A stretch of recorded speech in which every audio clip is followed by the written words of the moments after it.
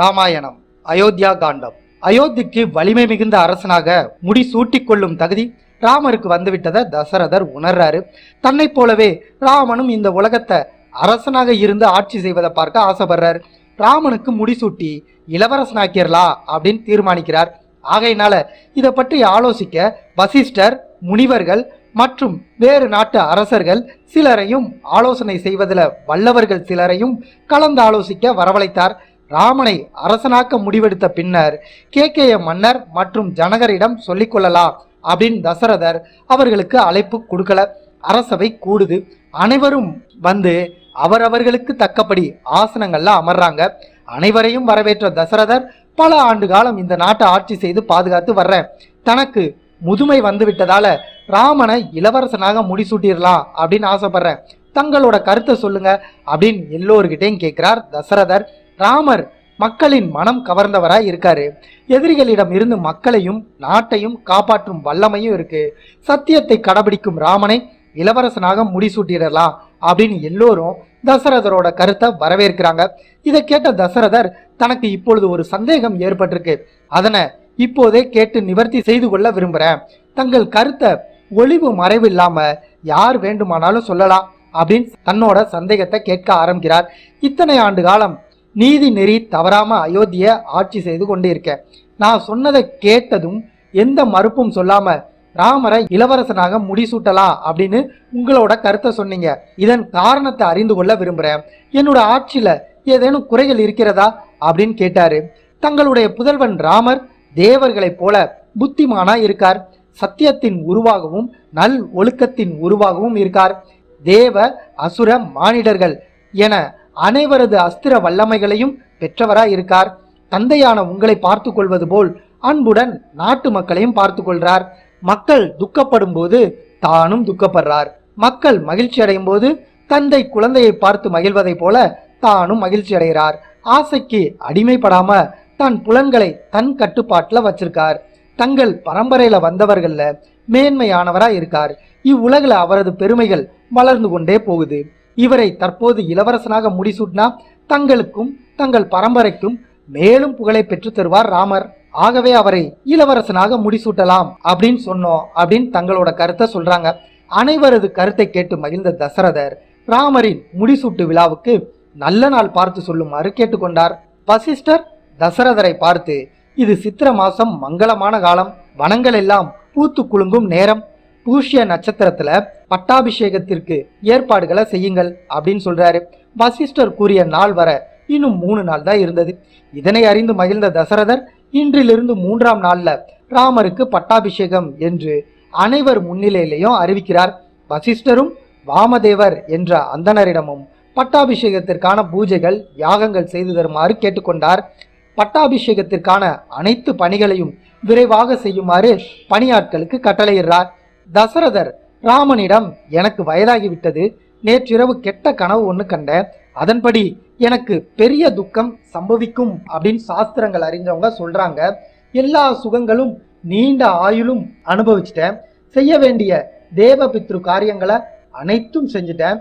இனி உலகில செய்ய வேண்டியது ஒண்ணுமே இல்லை. உனக்கு பட்டாபிஷேகம் செய்து சிம்மாசனத்துல அமர வைக்கணும் அப்படிங்கிற ஆசை மட்டும்தான் தற்போது உள்ளது. அதற்கான ஆயத்த பணிகள் நடந்து கொண்டு இருக்கு. இன்னைக்குல இருந்து 3ஆவது நாள்ல பட்டாபிஷேகம். நீயும் சீத்தையும் பட்டாபிஷேகத்திற்காக விரதம் இருக்கணும். தரையில படுத்து தூங்கி விரதம் இருந்து மங்கள பூஜைகள் செய்து வா அப்படின்னு சொல்றாரு. பாரதனும் சத்ருகனும் தற்போது கைகேய நாட்டுல இருக்காங்க. பட்டாபிஷேகத்துக்குள்ள அவங்கள வரவழைக்க முடியாது. அதற்கான காலம் இப்ப இல்ல. அவர்கள் வரும் வரை பட்டாபிஷேகத்தை தள்ளி வைக்கவும் முடியாது. பரதன் மிகவும் நல்லவன், உங்ககிட்ட அன்பும் மரியாதையும் வச்சிருக்கிறவன். ஆகையினால அந்த பட்டாபிஷேகத்திற்கு எந்த ஆட்சேபனையும் சொல்ல மாட்டான். அவர்கள் வந்ததும் அவர்களுக்கு நடந்ததை தெரிவிப்படுத்தி கொள்ளலாம் அப்படின்னு சொல்றாரு. தங்கள் ஆணைப்படி நடக்கிறேன் அப்படின்னு ராமரும் தசரதர் கிட்ட சொல்றார்.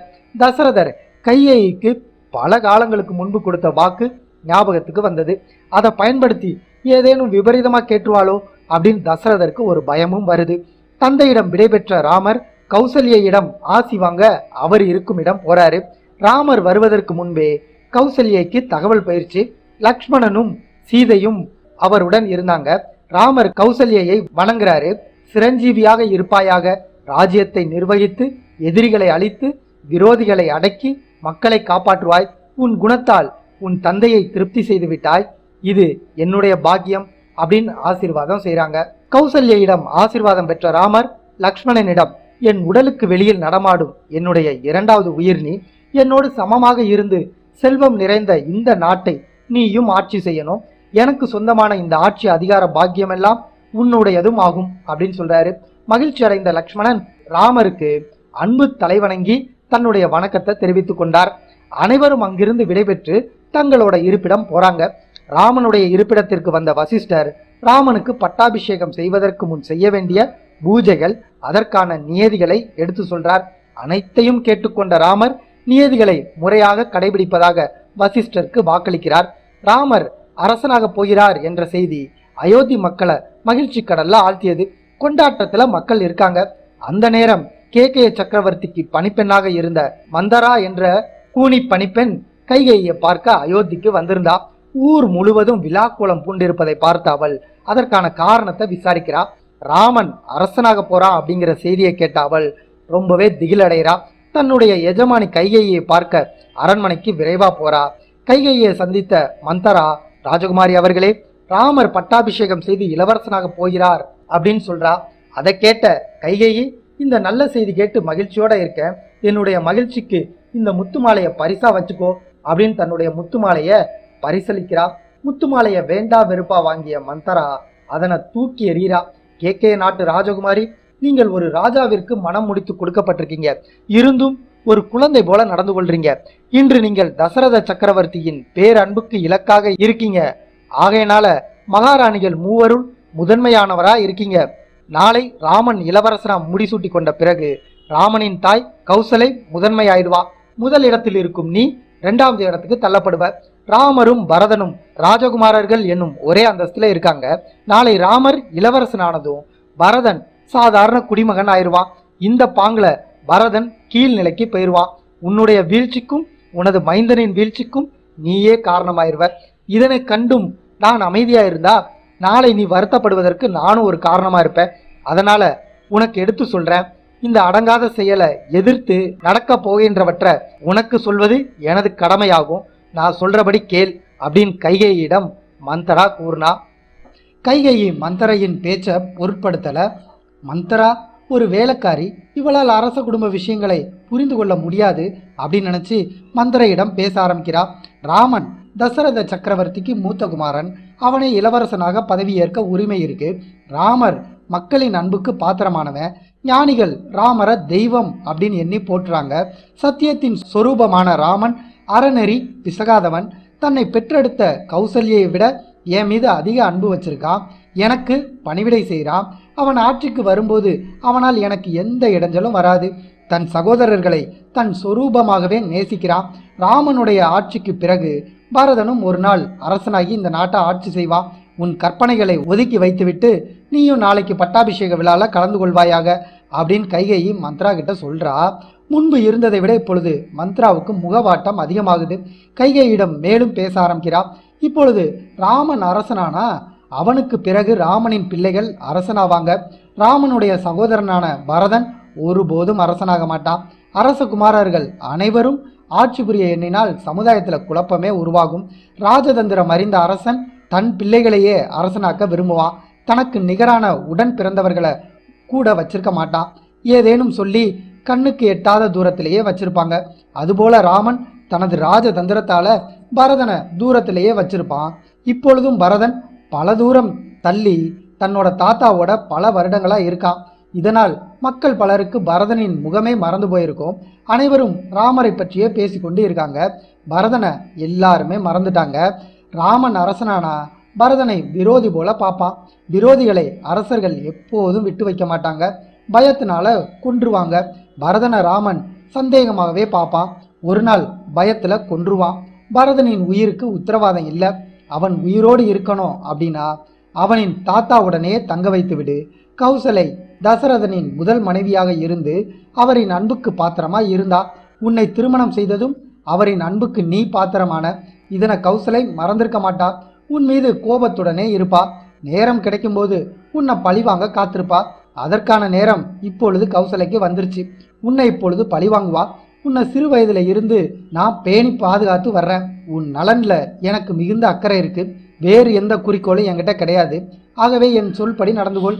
இல்லைனா ராமர் பட்டாபிஷேகம் முடிந்ததும் நீயும் பரதனும் வேலைக்காரர்களை போல இங்க இருப்பீங்க அப்படின்னு சொல்லி முடிக்கிறா.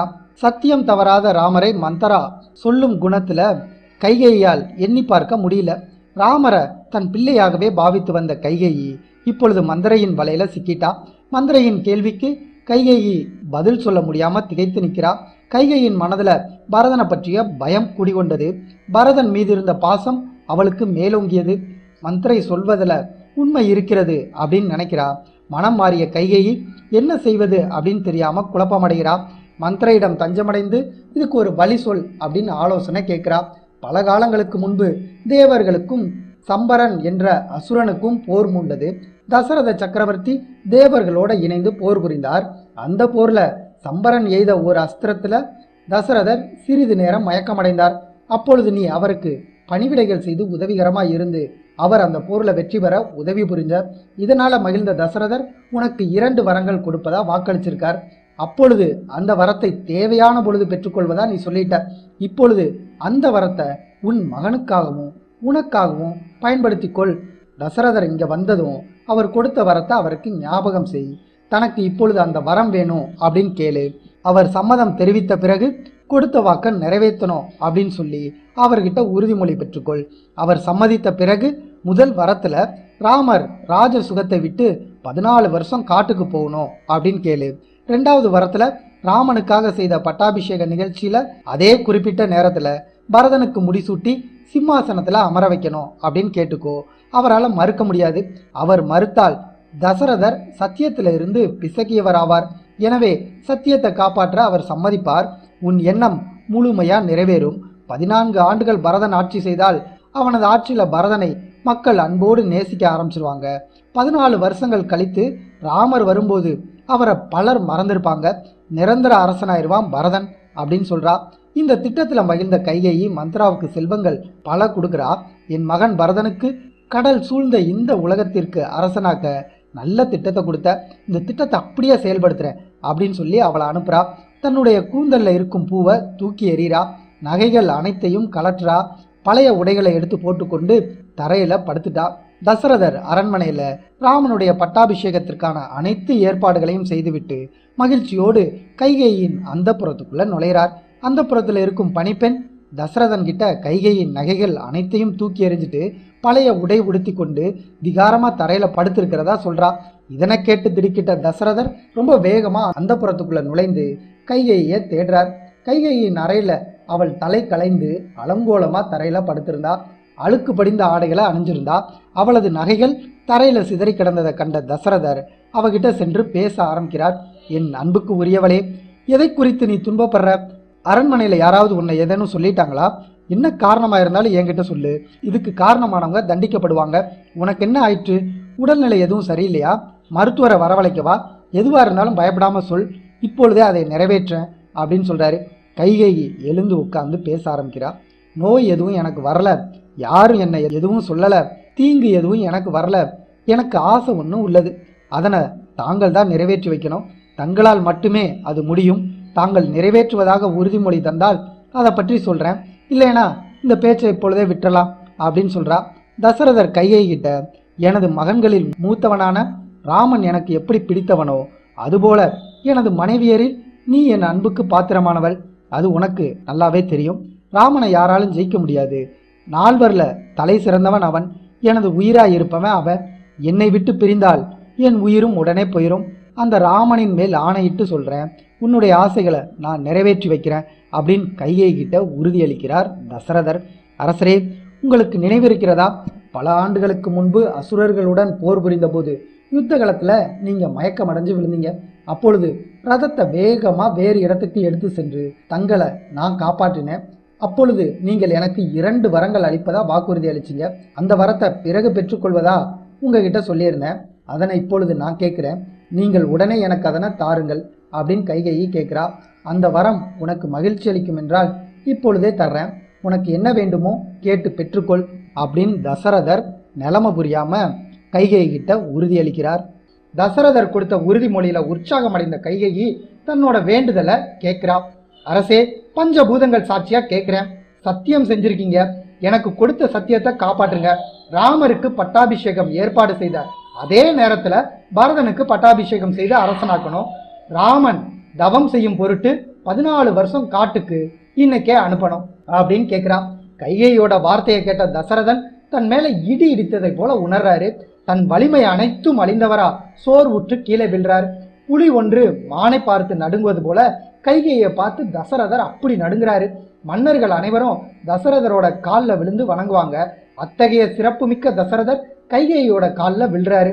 ராமர் உனக்கு என்ன தீங்கு செஞ்சா? தன் தாயை விட உன் மீதுதான் ரொம்ப அன்பா இருந்து பணிவிடைகள் செய்கிறான். ராமன் தன்னை அறியாம தவறு செஞ்சிருந்தா அவனை மன்னிச்சிரு. பரதன் அரசனாக விரும்ப மாட்டா. அவன் விரும்பி ஏற்றுக்கொண்டாலும் இந்த உலகம் அதனை சரி அப்படின்னு ஒப்புக்கொள்ளாது. மக்கள் இதனை கேட்டா பொறுமை இழந்து உன்னை பழிப்பாங்க. இவ்வுலகில் மக்களால் பேசப்படும் புகழை நீ அடைய மாட்டா.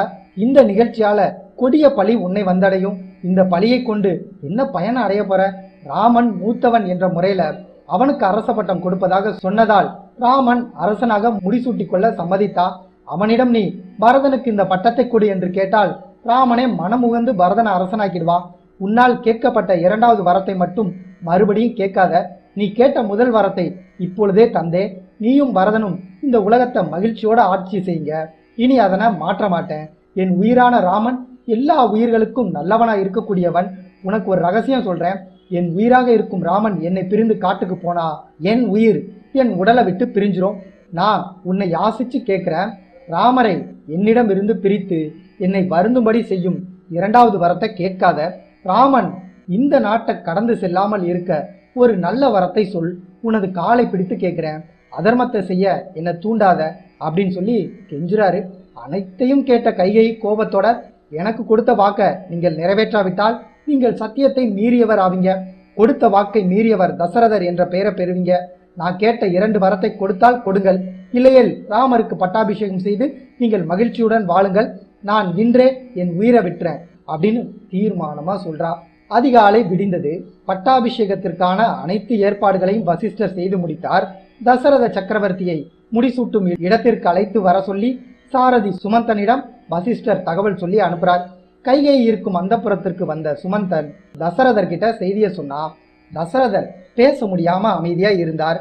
கைகேயி சுமந்தனிடம் ராமனை உடனே இங்கு அழைத்து வரும்படி கட்டளையிடுறார். தயங்கியபடி தசரதரை பார்த்தான் சுமந்தன்.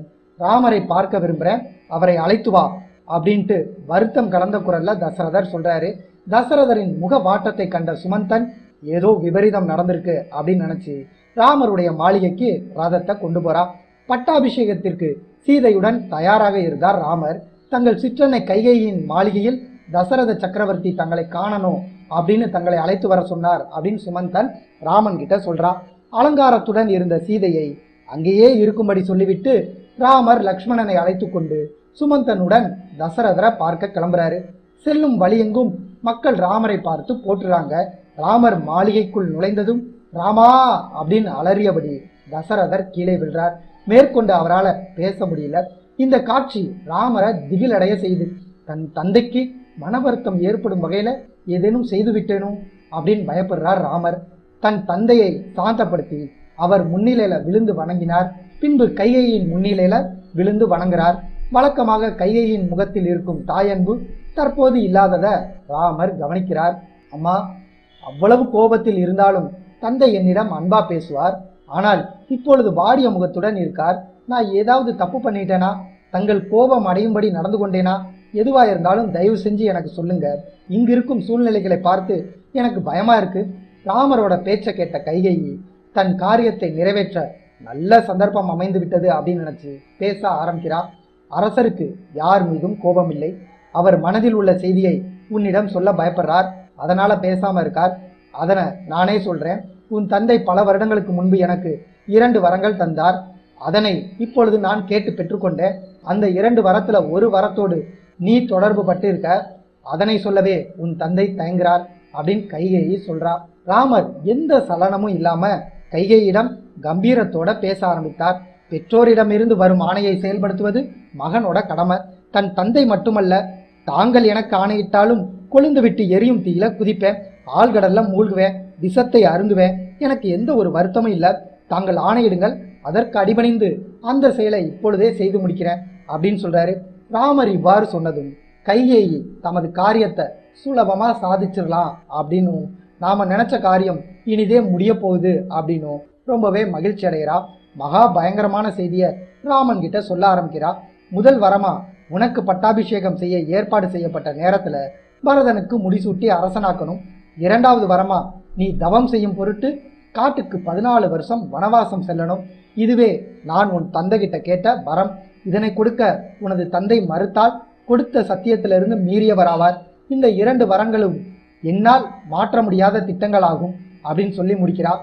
ஆனால் ராமரோட முகத்துல எந்த சலனமும் இல்லை. புன்னகையோட பேச ஆரம்பிக்கிறார்.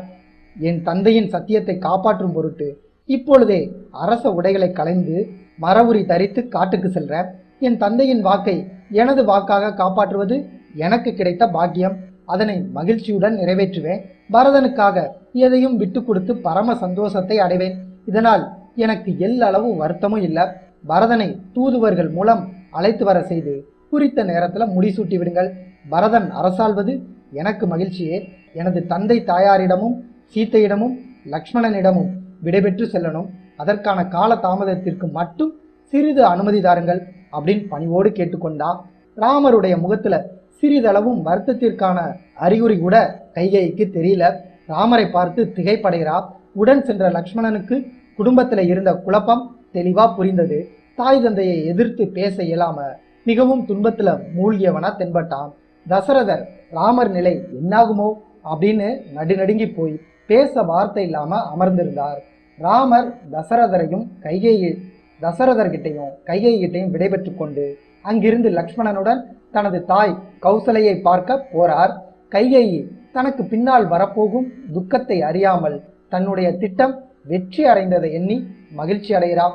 ராமர் தன்னுடன் வந்த வெண்குடை சாமரம் என்று இளவரசனுக்கு உரிய அனைத்து சுகங்களும் தனக்கு வேண்டாம், யாரும் தன்னை பின்தொடர வேண்டாம் அப்படின்னு சொல்லிவிட்டு தாய் கௌசலையின் மாளிகையை நோக்கி லக்ஷ்மணனுடன் தனியா செல்ல ஆரம்பிக்கிறார். லக்ஷ்மணன் கண்கள் சிவக்க கோபத்தோட ராமரை பின்தொடர்ந்து போறார். கௌசலையின் மாளிகையில அனைவரும் ராமரின் பட்டாபிஷேகத்தை காண போவதற்காக மகிழ்ச்சியோடு அதற்கான ஏற்பாடுகளை செய்து கொண்டு இருந்தாங்க. ராமர் வந்ததை கண்ட கௌசலை ராமனை கட்டி அணைத்து வரவேற்கிறார். அவருக்கு உரிய ஆசனத்துல அமர சொல்றார். ராமர், தாயே, இந்த ஆசனத்துல என்னால அமர முடியாது. புல்லை பரப்பி உட்கார வேண்டிய தவசி நான். தங்களுக்கு வருத்தம் தரக்கூடிய செய்தியை கொண்டு வந்திருக்கேன். தங்களையும் சீதையையும் லக்ஷ்மணனையும் பிரிந்து காட்டுக்கு போறேன். தாங்கள் இந்த செய்தியை பொறுத்து கொண்டு என் செயலுக்கு ஆசி கூறி எனக்கு விடை கொடுக்கணும் அப்படின்னு நடந்தது எல்லாத்தையும் விரிவா எடுத்து சொல்லி இன்றே நான் காட்டுக்கு போகணும் அப்படின்னு சொல்லி முடிக்கிறார். ராமர் சொன்னதை கேட்ட கௌசலை அம்பினால் தாக்கப்பட்ட பெண் மானை போல கீழே விழ்றா. எனக்கு பிள்ளையாக பிறக்காவிட்டால் உனக்கு இந்த துன்பம் வந்திருக்காது. தசரதர் ஆட்சியில் இருக்கும்போது மூத்த பட்டத்து அரசிக்கான எந்த சுகத்தையும் கண்டதில்லை. உன் சிற்றன்னைகளே அனைத்தையும் அனுபவிச்சாங்க. அவர்களின் பணிப்பெண் போலவே நான் நடத்தப்பட்டேன். என் கணவர் என்ன சற்று தள்ளியே வச்சிருந்தார். நீ என்னுடன் இருந்த காரணத்தால் அவற்றை பெரிதா எடுத்துக்கொள்ளல. இப்ப நீயும் என்னை விட்டு போற. என் கதி என்ன ஆகுமோ அப்படின்னு எனக்கு தெரியல. நிச்சயமா மரணித்து விடுவேன். கன்றின் மேல் உள்ள பாசத்தால் கன்றை தொடர்ந்து செல்லும் பசுவை போல உன்னை தொடர்ந்து வர்றேன். என்னையும் அழைத்து போ அப்படின்னு அழுதபடி சொல்றா. கௌசலையின் அழுகையினால் வருந்திய லக்ஷ்மணன் பேச ஆரம்பிக்கிறான். பெரிய அன்னையே, சிற்றன்னையின் சொல்லிற்காக ராமர் காட்டுக்கு செல்வது எனக்கு சம்மதமில்லை. நாட்டை விட்டு காட்டிற்கு செல்லும் அளவிற்கு ராமர் குற்றம் ஒன்றும் செய்யவில்லை. அவரிடம் மறைமுகமாக கூட யாரும் இதுவரை ஒரு குற்றத்தையும் கண்டதில்லை. வயோதிகரான தந்தையின் குணம் மாறிவிட்டது. கைகேயின் துர்செயலால் அவர் ஒன்றும் பேசாமல் இருக்கிறார். அவருடைய காலம் கடந்துவிட்டது. மக்கள் அனைவரும் ராமரை சிம்மாசனத்துல பார்க்க ஆர்வமா இருக்காங்க. அண்ணா, உடனே அரச பட்டத்தை ஏற்றுக்கொள்ளுங்கள். எனக்கு உத்தரவு தாங்க. எதிர்ப்பவர்கள் யாரா இருந்தாலும் அவர்களை அழிச்சிடுறேன் அப்படின்ட்டு கோபத்தோட லக்ஷ்மணன் சொல்றான். லக்ஷ்மணன் பேசியது கௌசலைக்கு ஆறுதலா இருந்தது. ராமர் கௌசலையிடம் பேசினார். தாயே, காட்டிற்கு தாங்கள் என்னுடன் வருவது சரியா இருக்காது. கணவனுடன் மனைவி இருப்பதே தர்மம். நான் சென்றதும் தந்தைக்கு உதவியாக தாங்கள் இருந்து தந்தையை பார்த்து கொள்ளுங்கள். தாங்களும் என்னுடன் வந்துட்டா தந்தை மேலும் வருத்தப்படுவார். அது அவரோட உடல்நிலையை ரொம்பவே பாதிக்கும். நான் தனியா போறேன். 14 வருடங்கள்ல திரும்பி வந்துடுவேன். நாம் அனைவரும் மகிழ்ச்சியுடன் பல்லாண்டுகள் வாழ்ந்திருப்போம். அதுவரை பொறுத்திருங்க அப்படின்னு சொல்றாரு. லக்ஷ்மணனை பார்த்து பேச ஆரம்பிக்கிறார் ராமர். என் மீது நீ வைத்திருக்கும் அன்பை நான் அறிவேன். நீ சொல்லும் யோசனை முற்றிலும் தவறு. கோபம் மனிதனோட முதல் எதிரி. அதனை இப்பொழுதே நீ விட்டுடு. உன் சக்தியை நான் அறிவேன். அனைவரையும் தோற்கடித்து இந்த ராஜ்யத்தை நீ எனக்காக சம்பாதித்து கொடுப்பார். எனக்கு உன் மீது நம்பிக்கை உள்ளது. ஆனால் தந்தையின் உத்தரவு தர்மமாக இருந்தாலும் அதர்மமாக இருந்தாலும், அவராக சொன்னாலும் வேறு யாருடைய தூண்டுதலால சொல்லியிருந்தாலும் அதனை நிறைவேற்றுவது என்னோட கடமை. தந்தை கைகேயிக்கு கொடுத்த வாக்கை மீறினால் இத்தனை ஆண்டு காலம் அவர் செய்த பூஜைகள், யாகங்கள், தான தர்மங்கள் எல்லாமே பலன் இல்லாம போயிடும். தந்தையின் வாக்கை காப்பாற்றுவது மிகப்பெரிய தர்மம். இந்த தர்மத்தை செய்யாம வேறு எதனை செய்தாலும் இதற்கு ஈடாகாது அப்படின்னு கோசலையையும் லக்ஷ்மணனையும் சமாதானப்படுத்துறாரு. கோசலையிடம் விடைபெற்று வணங்குறார் ராமர். மங்கள மந்திரங்களை சொல்லி தந்தையின் ஆணையை செய்து முடித்துவிட்டு வெற்றிகரமா திரும்பி வரணும் அப்படின்னு திலகமிட்டு வாழ்த்தி விடை கொடுத்தால் கோசலை. ராமர் சிரித்து கொண்டே 14 வருடங்களையும் சுலபமாக கழித்து விட்டு வந்து விடுவேன் அப்படின்னு சொல்லிட்டு சீதையை பார்க்க தான் இருந்த மாளிகைக்கு கிளம்புறார். சீதையிடம் இருந்து தன்னை விடுவித்து கொண்டு காட்டிற்கு செல்லும் நெருக்கடியில இப்பொழுது ராமர் இருந்தார். ராமருடைய வருகையை பார்த்து ஆவலோடு காத்திருந்தாள் சீதை.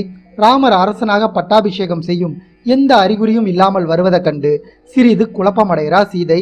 பட்டாபிஷேகம் செய்யும் இன்று தங்களுடன் இருக்கும் வெண்குடை எங்கே அப்படின்னு கேள்விகளை கேட்டுக்கொண்டே இருந்தால் சீதை. ராமர் சீதையிடம் பொறுமையாக சொல்ல ஆரம்பிக்கிறார். எனது தந்தை கைகேயிக்கு கொடுத்த வரத்தை காப்பாற்ற 14 வருடங்கள் காட்டிற்கு சென்று தவம் செய்ய போறேன். பரதன் அரசனாக போறான். நீ அமைதியாக அரண்மனையில் வாழ்ந்திருப்பது உனது மாமியார் மாமனாருக்கு பணிவிடைகள் செய்து பரதனை அரசனாக அங்கீகரித்து வந்தனை செய்வாயாக அப்படின்னு சீதையிடம் சொல்லி முடித்தார் ராமர். ராமரோட பேச்சை கேட்ட சீதை பெரும் கோபத்தோட, தர்மம் அனைத்தையும் அறிந்த தாங்கள் இவ்வாறு கூறுவது எனக்கு வியப்ப தருது. கணவன் வேறு மனைவி வேறு என்று தாங்கள் பிரித்து சொல்றீங்க. ராமர் வனவாசம் செல்ல வேண்டும் என்றால் அப்பொழுது ராமரின் பாதியாக இருக்கும் சீதைக்கும் இந்த உத்தரவு பொருந்தும். அதுவே தர்மம். காட்டிற்கு வந்தால் துக்கப்படுவேன் என்று தாங்கள் என்ன வேணாம். வனவாசத்தை மகிழ்ச்சியுடனேயே அனுபவிக்கிறேன். உங்களுடன் இருக்கும்போது வனவாசம் என்பது எனக்கு விளையாட்டாகவே இருக்கும். உங்களுடன் இருந்தால் சொர்க்கமும் எனக்கு வேண்டாம். என்னை விட்டு பிரிந்து செல்லாதீங்க. நீங்கள் என்னை விட்டு பிரிந்தால் மரணித்து விடுவேன். நீங்கள் செல்லும் காட்டுப்பகுதிக்கு நான் உங்களுக்கு முன்பே சென்று கல் முள் என்று அனைத்தையும் விழுங்கி நல்ல பாதையை தங்களுக்கு அமைத்து தருவேன். என்னையும் தாங்கள் அழைத்து செல்லுங்கள் அப்படின்னு சொல்றா. ராமர் சீதையிடம் காட்டிற்கு நீ என்னுடன் வந்தால் கொடூரமான விலங்குகள் இருக்கும். அரண்மனையில சுகமாக வாழ்ந்துவிட்டு காட்டுல மண் தரையில படுக்க வேண்டி இருக்கும் அப்படின்னு காட்டுல வாழ்ந்தா வரும் பிரச்சனைகளை சொல்லி வரவேணா அப்படின்னு சொல்றாரு. சீதையோட கண்கள்ல நீர் பெருகுது. புலி, சிங்கம் போன்ற விலங்குகள் கூட தங்களை கண்டால் தூரமா விலகி செல்லும்.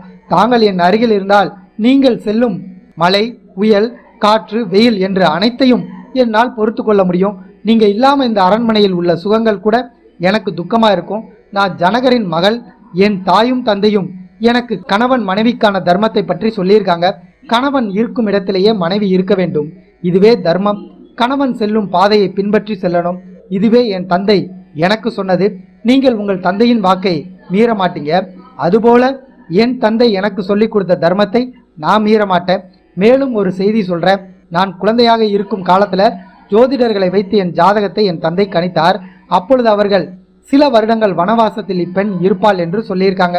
நான் தனியாக வனவாசம் செய்ய முடியாது. அதற்கான சூழ்நிலையும் ஏற்படல. இப்பொழுது சூழ்நிலை ஏற்பட்டிருக்கு. அதனை நான் பயன்படுத்தி கொள்றேன். என்னை தடுக்காதீங்க, நானும் உங்களோட வர்றேன் அப்படின்னு தீர்க்கமா சீதை சொல்றா. சீதையின் வேண்டுகோளை ராமரால மறுக்க முடியல. உன்னை அழைத்து செல்கிறேன், இருவரும் செல்வோம். உன்னுடைய நகை மற்றும் உனக்குரிய பொருட்கள் அனைத்தையும் இல்லாதோருக்கும் உனது பணியாட்களுக்கும் தானம் அளித்துவிட்டு சாதாரண உடைகளை அணிந்து கொள். இவை அனைத்தையும் விரைவாக செய்துவிட்டு நாம் விரைவில் அயோத்தியை விட்டு கானகம் செல்லணும் அப்படின்னு சீதை கிட்ட சொல்றார். சீதை மகிழ்ச்சியில திளைத்து தனது உடைமைகளை தானம் கொடுக்க ஆரம்பிக்கிறார். ராமனும் சீதையும் வனம் செல்வது உறுதியாயிருச்சு. தனக்குரிய செல்வங்கள் அனைத்தையும் சீதை தானம் செஞ்சிட்டாங்க. அரச உடைகளை களைந்து தபஸ்விகளுக்கான உடைகளை அணிந்து கொண்டு கிளம்ப ஆயுத்தமாகறாங்க.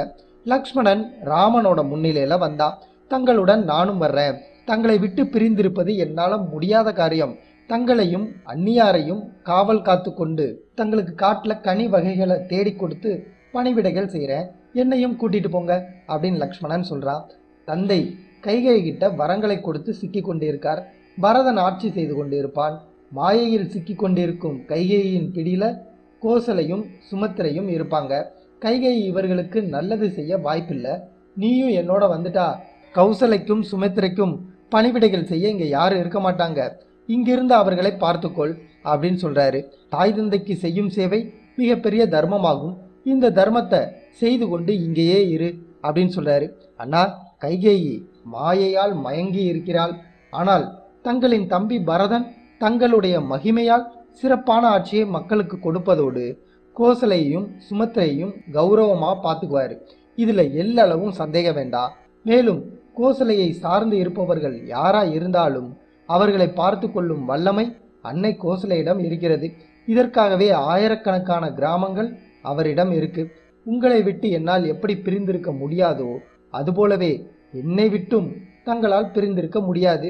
உங்களுடைய வெளியில் இருக்கும் உயிர் நான் என்று ஏற்கனவே சொல்லியிருக்கீங்க. அப்போதே என்னை தங்கள் செல்லும் இடத்திற்கெல்லாம் என்னை அழைத்து செல்வதற்கு அனுமதி அளிச்சிட்டீங்க. இப்பொழுது என்ன தடுக்காதீங்க, என்னையும் தங்களோடு வர அனுமதிங்க. தங்களுக்கு பின்னே கையில் வில்லு ஏந்தியவனாக நான் உங்களோட காட்டுக்கு வர்றேன் அப்படின்னு லக்ஷ்மணன் சொல்றான். ராமர் லக்ஷ்மணனையும் காட்டிற்கு அழைத்து செல்ல சம்மதிக்கிறார். லக்ஷ்மணனிடம் அரச உடைகளை களைந்து தபஸ்விகளுக்கான உடைகளை அணிந்து கொள். ஜனகரின் வேள்வி சாலையில் வருண பகவான் நமக்களித்த 2 வில்கள், எவ்வளவு அம்புகளை எடுத்தாலும் குறையாத அம்பார துணிகள், சூரியனைப் போல் ஒளி வீசும் வாள் ஆகியவற்றை வசிஷ்டரிடம் கொடுத்து வச்சிருக்கோம். வசிஷ்டர் இருப்பிடம் சென்று அவரிடம் கொடுத்து வைத்திருந்த அரிய அஸ்திரங்களை எடுத்துக்கொண்டு தன்னோடு வருமாறு கட்டளையிட்டார் ராமர். மூவரும் தசரதனிடம் விடைபெற்றுக் கொள்வதற்காக அவரோட இருப்பிடம் நோக்கி போறாங்க. ராமரும் சீத்தையும் லக்ஷ்மணனும் தசரதனிடம் விழுந்து வணங்குறாங்க. ராமர் தசரதரிடம் பேச ஆரம்பித்தார். தந்தையே, சீதையும் லக்ஷ்மணனும் என்னோடு வர்றாங்க. அவர்கள் என்னோடு வரும் முடிவிலிருந்து பின்வாங்க மறுக்கிறாங்க. நாங்கள் மூவரும் வனவாசம் போகிறோம், எங்களை ஆசீர்வதித்து அனுப்புங்கள் அப்படின்னு சொல்றாரு. அதுக்கு தசரதர், ராமா, கைகேயிக்கு கொடுத்த வரங்களால் நான் கட்டுப்பட்டவனா இருக்கேன். கைகேயினால் நாம் வஞ்சிக்கப்பட்டிருக்கோம். அவளால் இந்த பாவ காரியத்திற்கு நான் துணை போவது போல் ஆயிடுச்சு. நாட்டிலிருந்து உன்னை வெளியேற்ற வேண்டிய இந்த அடாத செயலை கனவிலும் நான் நினச்சி பார்த்ததில்லை. கைகேயிடம் நான் கொடுத்த வரத்திற்கு நான் கட்டுப்பட்டாலும் நீ கட்டுப்பட வேண்டிய அவசியம் இல்லை. தந்தையின் வாக்கை சத்தியமாக்க வேண்டும் என்று வனம் போக தீர்மானிச்சிட்ட. நீ உன் பலத்தை பயன்படுத்தி இந்த நாட்டின் அரசனாக இருக்கலாம், ஏன் அப்படி செய்யலை அப்படின்னு சொல்லி கேட்குறார். அதற்கு ராமர், இந்த நாட்டை நீங்கள் அரசராக இருந்து இன்னும் 1000 ஆண்டுகள் ஆட்சி செய்ய வேண்டிய இந்த அரச பதவிக்கு நான் ஆசைப்படல. என் பலத்தை பயன்படுத்தி அரச பதவியை பெற்றால் நீங்கள் கொடுத்த வாக்கை காப்பாற்றாமல் சத்தியத்தை இழந்து பொய்யனாயிருவீங்க. உங்கள் சத்தியத்தை காப்பாற்றுவது என்னோட கடமை. அதை நான் மகிழ்ச்சியோடு செய்து முடிப்பேன். 14 வருடம் வனவாசத்தில் இருந்து விரைவில் திரும்பி வருவேன். பரதனை விரைவில் அழைத்து அவனுக்கு பட்டாபிஷேகம் செய்து அவனை ஆசிர்வதித்து உங்களது 2வது வரத்தையும் நிறைவேற்றி கொள்ளுங்க அப்படின்னு சொல்கிறாரு. ராமா, உங்ககிட்ட ஒரு சிறு கோரிக்கை வைக்கிறேன். இன்று இரவு தங்கிவிட்டு நாளை அதிகாலை இங்கிருந்து செல்வாய். உன்னை மனதார பார்த்து திருப்தி அடைய விரும்புகிறேன் அப்படின்னு சொல்கிறாரு. அதுக்கு ராமர், என் தாய்க்கு கொடுத்த வாக்கின்படி நான் மனதால் அரச பதவியை துறந்துட்டேன். என் மனம் வனத்தை பற்றி இருக்கு. உங்களுடைய மனதில் வருத்தம் குறைய வேணாம். ஒரு நாள் செல்வதை ஒத்தி போட்டால் தாய்க்கு நான் கொடுத்த வாக்கை மீறுவது போலாகும். மேலும் நாளை செல்வதனால் அதிகப்படியான பயன்கள் எதுவும் ஏற்படாது. என்னை ஆசீர்வதிங்கள், நாங்கள் செல்கிறோம், எங்களுக்கு உத்தரவு கொடுங்கள் அப்படின்னு சொல்றாரு. தர்மத்தில் இருந்து பிறலாத உத்தமனே, குலத்தின் பெருமையை பெருக்குவாய். பயம் உன்னை விட்டு விலகி நிற்கட்டும், நீ சென்று வா அப்படின்னு அனுமதி கொடுக்குறாரு. தசரதன் தேரோட்டியான சுமந்தனிடம் நம்முடைய சேனை தலைவர்களிடம் சொல்லி சதுரங்க சேனை ஒன்றை உருவாக்கி ராமர் பாதுகாப்பாக செல்ல ஏற்பாடு செய்துவிடு. மேலும் ராமன் காட்டில் சுகமாக வாழ்வதற்கு தேவையான தனம், தானியம், பணியாட்களுடன் சகல பொருட்களையும் ஏற்பாடு செய்து அனுப்பி வைத்துவிடு அப்படின்னு உத்தரவிடுறாரு. அங்கிருந்த கைகேயி சிரிச்சா. ராஜ்யத்தில் உள்ள செல்வத்தை எல்லாம் வாரி ராமருடன் கொடுத்து அனுப்பிவிட்டு மீதி இருப்பதை பரதனுக்கு தருவீங்களா? வரத்தை மிக அழகாக பூர்த்தி செய்றீங்க அப்படின்னு சொல்றா. ராமர் தசரதனிடம், தந்தையே, வணக்கத்தோட கேட்டுக்கிறேன். நான் ராஜசுகங்கள் அனைத்தையும் விட்டுட்டு வனம் செல்ல வேண்டும் என்று தீர்மானிச்சிருக்கேன். தவசிகள் வாழும் தவ வாழ்க்கையை வாழ விரும்புகிறேன். தாங்கள் சொல்லும் செல்வமும் சேனை பரிவாரங்களும் தவ வாழ்க்கைக்கு உபயோகப்படாது. நீங்கள் சொல்லும் அனைத்தையும் நான் காட்டிற்கு கொண்டு சென்றால் யானையை தானம் செய்த பிறகு அதனை கட்டும் கயிற்றின் மீது ஆசைப்படுவது போலாகும். ஆகையால் மண்வெட்டியும் ஒரு கூடை மட்டும் போதும், அதை மட்டும் கொடுங்கள், எனக்கு போதும் அப்படின்னு சொல்றாரு. கைகேயி சிறிதும் கவலைப்படாம ஓடி போய் தயாரா இருந்த மண்வெட்டியையும் கூடையும் கொண்டு வந்து கொடுத்தாள். அதனை பெற்றுக்கொண்ட ராமர், தந்தையே, நாங்கள் செல்கிறோம். நான் திரும்பி வரும் வரையில் தாய் கௌசலையை இங்கே விட்டுவிட்டு செல்கிறேன். அவர் ரொம்ப துக்கத்தில் இருக்காங்க. எனக்காகவே அவள் உயிரை வைத்து கொண்டு இருக்கா. நான் திரும்பி வரும் வரை பார்த்து கொள்ளுங்கள் அப்படின்னு சொல்லிட்டு 3 பேரும் கிளம்புறாங்க. தசரதர் தேரோட்டி சுமந்தனை அழைத்து மூவரையும் காட்டின் எல்லை வரை விட்டுவிட்டு வா அப்படின்னு கண்ணீரோட சொல்லி ராமர் செல்வதை காண முடியாம தனது கண்களை மூடிக்கொண்டார். அரண்மனை பெண்கள் அனைவரும் கண்ணீரோட விடை கொடுக்குறாங்க. தன் திட்டம் முழுமையடைந்து விட்டதா கைகேயி மகிழ்ச்சி அடைகிறார்.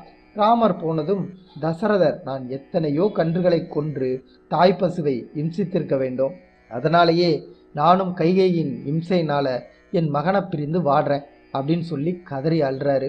சுமத்ரையிடம் விடை கொடுக்குமாறு வணங்கினார். சுமத்ரை லக்ஷ்மணனை கட்டி அணைத்து, உன் அண்ணனிடம் நீ வைத்துள்ள அன்பை பார்த்து உன்னை பெற்றதன் பாக்கியத்தை அடைஞ்சிட்டேன். ராமரை காப்பது உன் கடமை. உன் அண்ணன் அருகில் இருந்து பத்திரமா பார்த்துக்க. தம்பிக்கு அண்ணன் குருவும் அரசனும் ஆவான். இது நம் குலத்தின் தர்மம். இதனை காப்பாற்றுவாயாக. போய் வா லக்ஷ்மணா அப்படின்னு சுமத்ரை மூவருக்கும் விடை கொடுக்கிறார். மூவரும் ரதத்தில் ஏறுறாங்க. சீதை ராமருடன் காட்டில் இருக்கப் போகின்றோம் என்று சிரிப்பும் சந்தோஷமுமாய் ஏறா. தேரோட்டி சுமந்திரன் ராமரை பார்த்து, இப்பொழுது முதல் 14 வருடம் ஆரம்பமாகிறது அப்படின்னு சொல்லி தேரில் ஏறினா. வீதியில் காலை முதல் குதூகலத்துடன் கொண்டாட்டத்தில் இருந்த மக்கள் இப்பொழுது துக்கத்தோடு இருந்தாங்க. புறப்பட்ட ரதத்தை தடுத்த மக்கள், ராமரை கண்குளிர பார்த்துக்கிறோம் அப்படின்னு சிறிது நேரம் நிறுத்தி வைக்கும்படி மக்கள் கூப்பாடு போட ஆரம்பிக்கிறாங்க. இங்கிருந்தால் மக்களிடம் இன்னும் துக்கம் அதிகமாகும் அப்படின்னு எண்ணிய ராமர் ரதத்தை வேகமாக செலுத்த உத்தரவிட்டார். மிகவும் கஷ்டப்பட்டு ரதத்தை சுமத்திரன் அரண்மனை வாயிலில் இருந்து வெளியே கொண்டு வந்து வேகமாக செலுத்துறான். தசரதர் வெளியே வந்து ரதம் புறப்பட்டதில் இருந்து கண்ணை விட்டு மறையும் வரை ரதத்தை பார்த்து கொண்டு ரொம்ப நேரம் நின்றுட்டு இருந்தார். ராமர் சென்ற ரதம் தசரதரோட கண்ணை விட்டு மறைந்ததும் கதறிக்கொண்டே கீழே விழுறார். ஒரு பக்கம் கோசலையும் மறுபக்கம் கைகேயையும் தசரதரை பிடிக்கிறாங்க. தசரதர் கைகேயை பார்த்து, பாவியே, என்னை தொடாத, உன் முகத்தை பார்க்க நான் விரும்பல, உனக்கும் எனக்கும் இனி எந்த சம்மந்தமும் இல்லை, உன்னை விட்டுட்டேன் அப்படின்னு சொல்லிக்கிட்டு கைகேயின் கையை உதறினாரு. உன்னுடைய வரத்தின்படி பரதன் இந்த ராஜ்யத்தை மகிழ்ச்சியா ஏற்றுக்கொண்டானே, ஆனால் என் இறுதி காலத்துல அவன் எனக்கு செய்யும் பிதுர்க்கடன் என்னை வந்து சேராது. உன் காரியத்தை நீ நடத்தி முடிச்சிட்ட. கணவன் இல்லாத விதவை கோலத்துல நீ மகிழ்ச்சியோட இரு. உன்னை நான் இனி பார்க்கவே மாட்டேன் அப்படின்னு சொல்லிட்டு அங்கிருந்து கிளம்பி கோசலையின் மாளிகைக்கு திரும்பினார். தசரதர் கோசலையிடம் புலம்ப ஆரம்பிக்கிறார். ராமர் எவ்வாறு காட்டில் வசிப்பான்? மெத்தையில படுத்து சுகமா உறங்கியவன் காட்டில் தரையில படுத்து தலைக்கு கல்லை வைத்து கொண்டு தூங்குவான். உணவிற்கு காட்டில் அவனுக்கு என்ன கிடைக்குமோ, சாப்பிட்டானோ இல்லையோ அப்படின்னு கதறிக்கொண்டே இருந்தார். கோசலை ராமர் சென்ற மிகப்பெரிய துக்கத்தில் இருந்தபடினால தசரதருக்கு ஆறுதல் ஒன்றும் கூற முடியாம அமைதியா அழுது கொண்டே இருந்தாங்க. சுமத்திரை கோசலைக்கு ஆறுதல் சொன்னாள். அக்கா, சாஸ்திரமும் தர்மமும் தெரிந்த தாங்கள் ஏன் துக்கப்படுறீங்க? தசரதருக்கு தைரியம் சொல்ல வேண்டிய தாங்கள் தைரியம் இழக்காதீங்க. தந்தையின் சத்தியத்தை காப்பாற்ற ராமர் ராஜ்யத்தை துறந்து வனம் போயிருக்காரு. சத்தியத்திற்கு மறுபெயரான ராமரை பெற்ற தாங்கள் பெருமைப்படணும். ராமர் சென்றதை நினைத்து துக்கப்பட வேண்டாம். ராமருடன் சீதையும் லக்ஷ்மணனும் போயிருக்காங்க. அவர்களை ராமர் நன்றாகவே பார்த்து கொள்வார். நிச்சயமா 3 பேரும் திரும்பி வருவாங்க. ராமர் அயோத்தியை அரசாள்வார் அப்படின்னு சமாதானம் செய்கிறாங்க. சுமத்ரையின் வார்த்தைகளால் கோசலை சிறிது ஆறுதல் அடைகிறார். ராமர் சென்ற ரதத்துடனே மக்கள் பெரும் கூட்டமாக வனம் போக வேண்டாம், நாட்டிற்கு திரும்புங்கள் அப்படின்னு கூவிக்கொண்டவாறே பின்தொடர்ந்து போனாங்க. ரதத்தை நிறுத்திய ராமர் மக்கள்கிட்ட பேச ஆரம்பிக்கிறார்.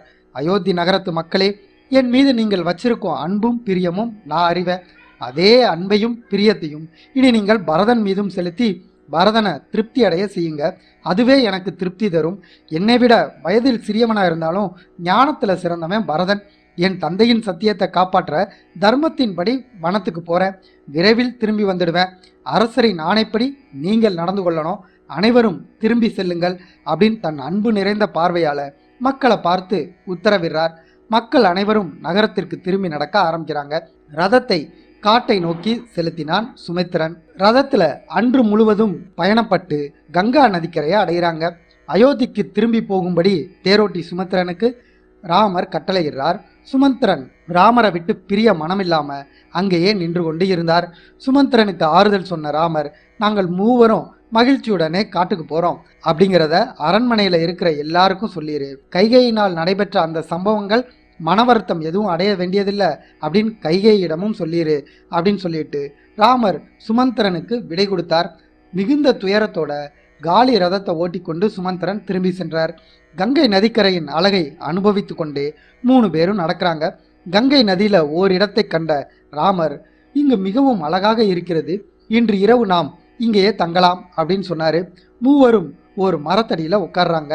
அப்பொழுது அந்த பிரதேசத்தின் தலைவனாக இருந்த குகன் ராமரின் மேல் அபார அன்பு கொண்டவன்.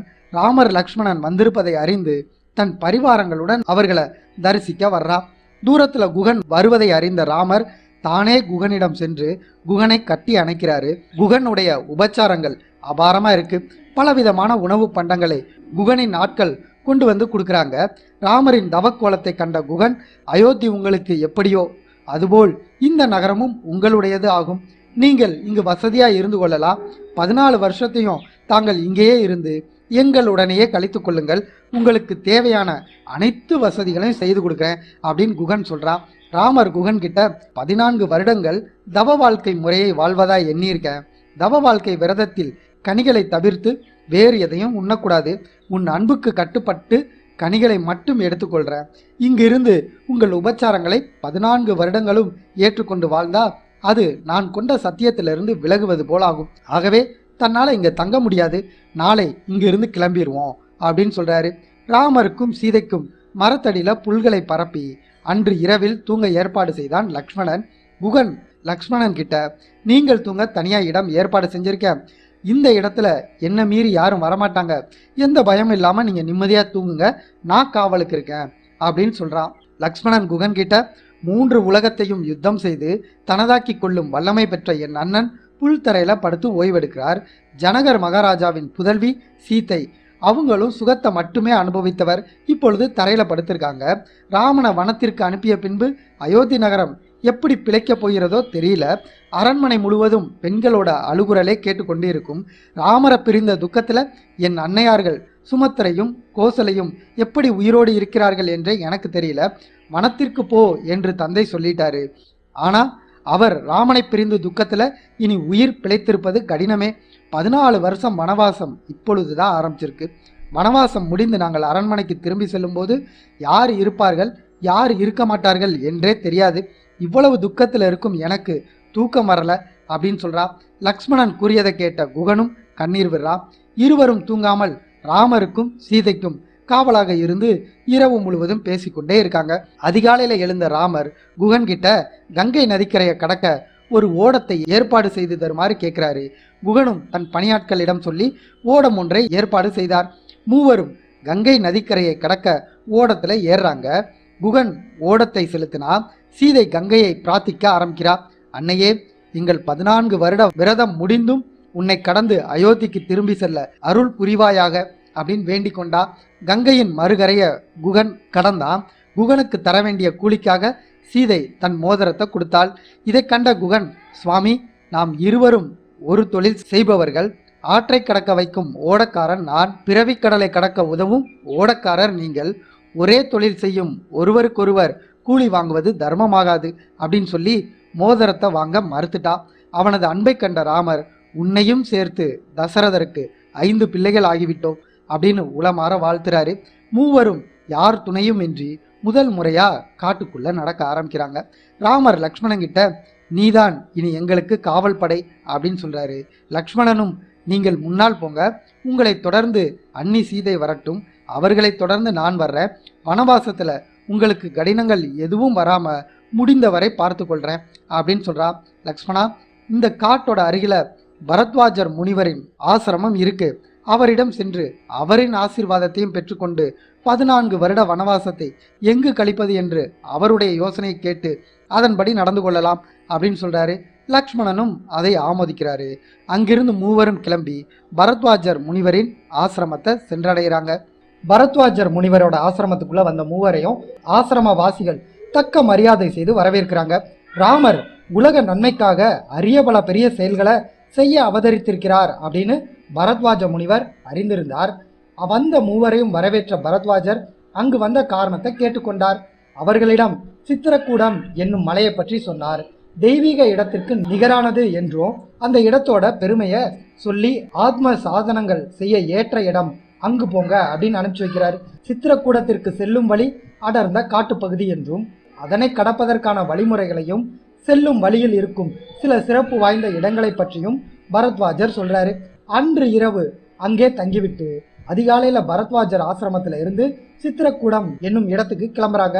ராமர் லக்ஷ்மணன் கிட்ட, நீ முன்னால் சென்று சீதை கேட்கும் பூக்கள் கனி வகைகளை பறித்து கொடுத்து முன்னால போ, ஆயுதத்துடன் பாதுகாப்பா பின்னால நான் வர்றேன் அப்படின்னு சொல்றாரு. லக்ஷ்மணன் செடி கொடிகளை வெட்டி வழி ஏற்படுத்தி கொண்டே முன்னால் போறான். லக்ஷ்மணனுக்கு பின்னால் சீதையும் அவளுக்கு பாதுகாப்பாக ராமரும் பின்னாடி போறாங்க. செல்லும் வழியில இருக்கும் பறவைகள், விலங்குகள், செடி கொடிகளை பற்றியும் மலர்களை பற்றியும் கேள்விகள் கேட்ட வண்ணம் சென்று கொண்டு இருந்தால் சீதை. அவளுக்கு பதில் சொல்லிக்கொண்டே ராமர் அவள் பின்னாலே வந்து கொண்டு இருந்தார். மூவரும் உல்லாச பயணம் செய்வது போல மகிழ்ச்சியோட போயிட்டு இருந்தாங்க. அப்பொழுது பரத்வாஜர் குறிப்பிட்ட பெரிய ஆலமரம் ஒன்று வந்தது. அந்த ஆலமரத்தடியில பரத்வாஜர் வழிகாட்டுதலின்படி சீதை பூஜைகள் செய்து பிரார்த்தனை செய்கிறார். நடுவே ஆறு ஒன்று குறுக்கிட்டது. பரத்வாஜர் கூறியபடி மரக்கட்டைகளை வைத்து சிறிய ஓடம் செய்து அதுல பயணித்து சித்திரக்கூட மலை அடிவாரத்தை அடைகிறாங்க. சித்திரக்கூடத்துல வண்ணப்பூக்களும் செடிகளும் பூத்து குலுங்கியது. பூக்கள் மலர்ந்து உதிர்ந்து நடக்கும் இடமெல்லாம் பூக்களாகவே இருந்தது. அந்த இடத்தை பார்க்க பார்க்க அந்த இடத்தின் அழகு கூடிக்கொண்டே போகுது. பழங்களும் கிழங்குகளும் நிறைய வளர்ந்திருந்தது. நீர் அருந்துவதற்கு மிகவும் சுவையுள்ளதாக இருந்தது. அந்த இடத்திலேயே குடில் அமைத்து தங்கிவிடலாம் அப்படின்னு ராமர் சொல்றாரு. சீதையும் லக்ஷ்மணனும் அதை ஆமோதிக்கிறாங்க. லக்ஷ்மணன் எல்லா வசதிகளுடன் காற்றுக்கு அசையாத பெரிய மலையை தாங்கும் வலிமை கொண்ட குடிலை கட்டி முடிக்கிறார். ஜன்னலும் கதவுகளும் காற்றோட்டமும் மிகுந்த வீடா இருந்தது.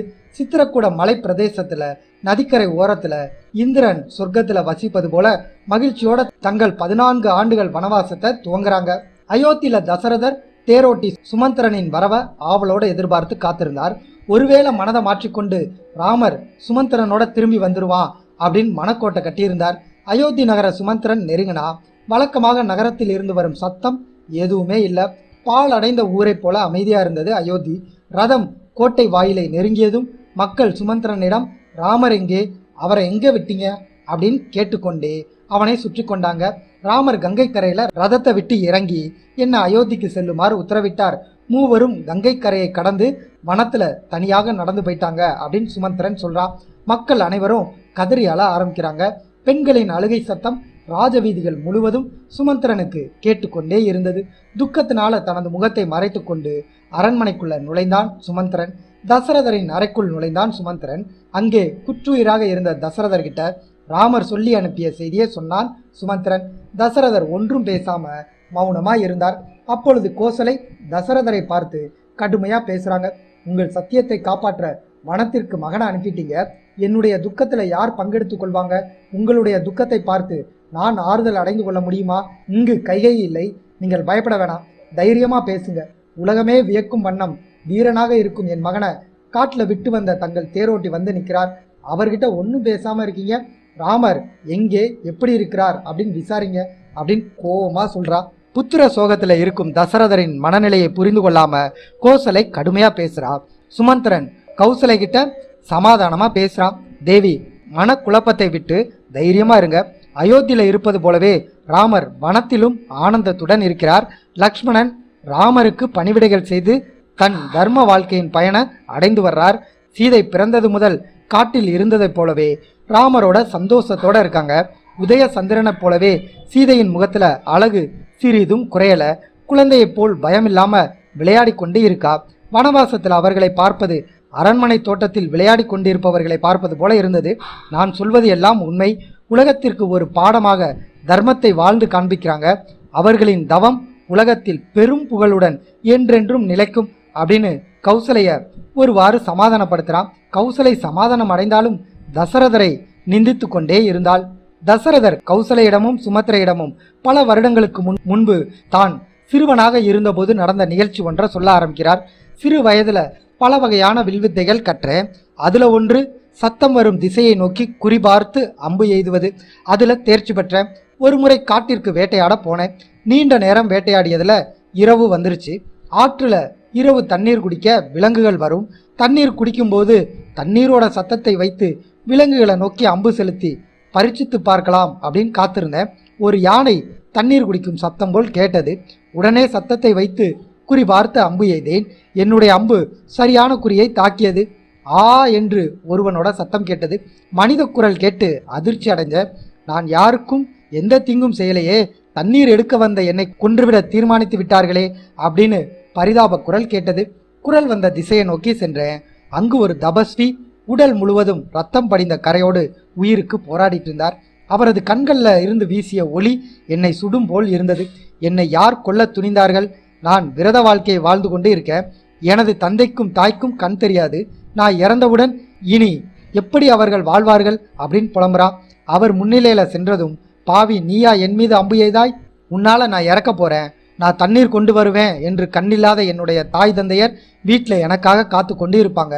நான் இங்கே இறப்பது என் தாய் தந்தைக்கு தெரியாம போயிடும். தெரிஞ்சாலும் அவர்களால் இங்கு வர முடியாது.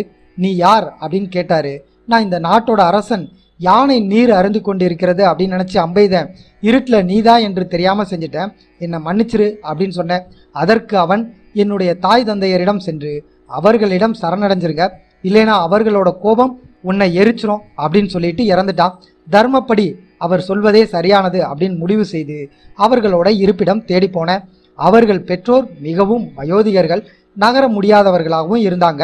அவர்களோட சாப பயத்தினால மிகவும் தயங்கி அவர்கள்கிட்ட நடந்தது எல்லாம் சொன்னேன். உங்கள் திருவுள்ளம் எப்படியோ அதன்படி எனக்கு சாபம் கொடுங்கள். மகா பாதகத்தை செய்த நான் அதனை ஏற்றுக்கொள்கிறேன் அப்படின்னு சொன்னேன்.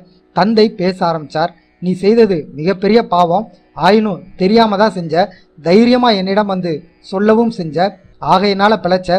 எங்களை அங்கே அழைத்து செல்லுமாறு கேட்டுக்கொண்டார். அவர்களை தூக்கி சென்றேன். மகனுக்குரிய சடங்குகளை செய்துவிட்டு சிதை மூட்டினாருங்க.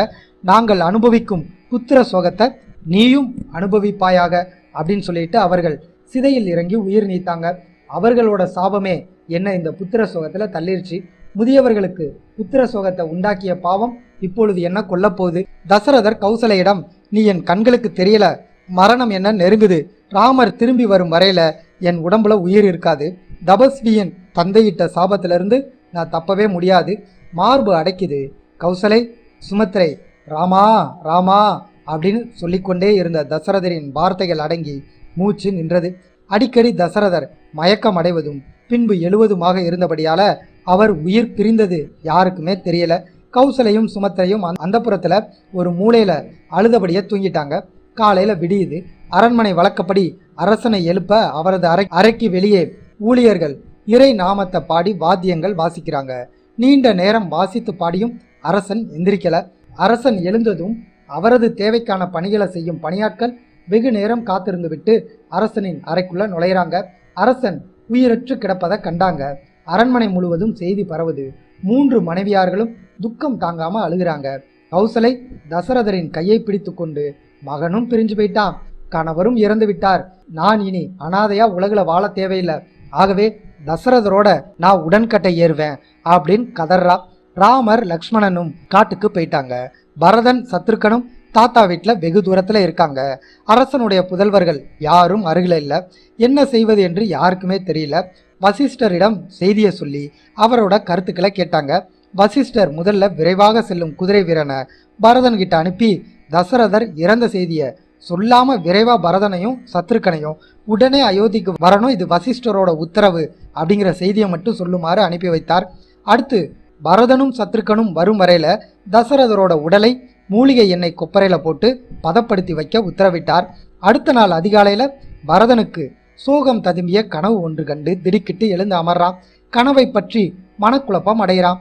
அதே நேரம் அயோத்தி குதிரை வீரனும் கைகைய நாட்டிற்கு வந்து பரதன் கிட்ட செய்தியை சொல்றான். கனவு கண்ட குழப்பத்தில் இருந்த பரதன் வசிஷ்டர் உத்தரவை ஏற்று சத்ருக்கனை அழைத்து கொண்டு தாத்தாவிடமும் மாமாவிடமும் விடை பெறுவதற்கான நேரம் கூட இல்லாம உடனடியாக அயோத்திக்கு கிளம்புறாங்க. சகோதரர்கள் இருவரும் குதிரை சவாரியில நிபுணர்கள். அயோத்திக்கு விரைந்து வர்றாங்க. கைகைய நாட்டிலிருந்து அயோத்திக்கு வரும் வழியெல்லாம் சிந்தித்து கொண்டே 2 பேரும் வர்றாங்க. அயோத்தியில ஏதோ அசம்பாவிதம் நடந்திருக்கு அப்படின்னு இருவருக்கும் புரிந்தது. ஆனா என்னன்னு தெரியல. குழப்பத்தோடையே பயணம் செய்கிறாங்க.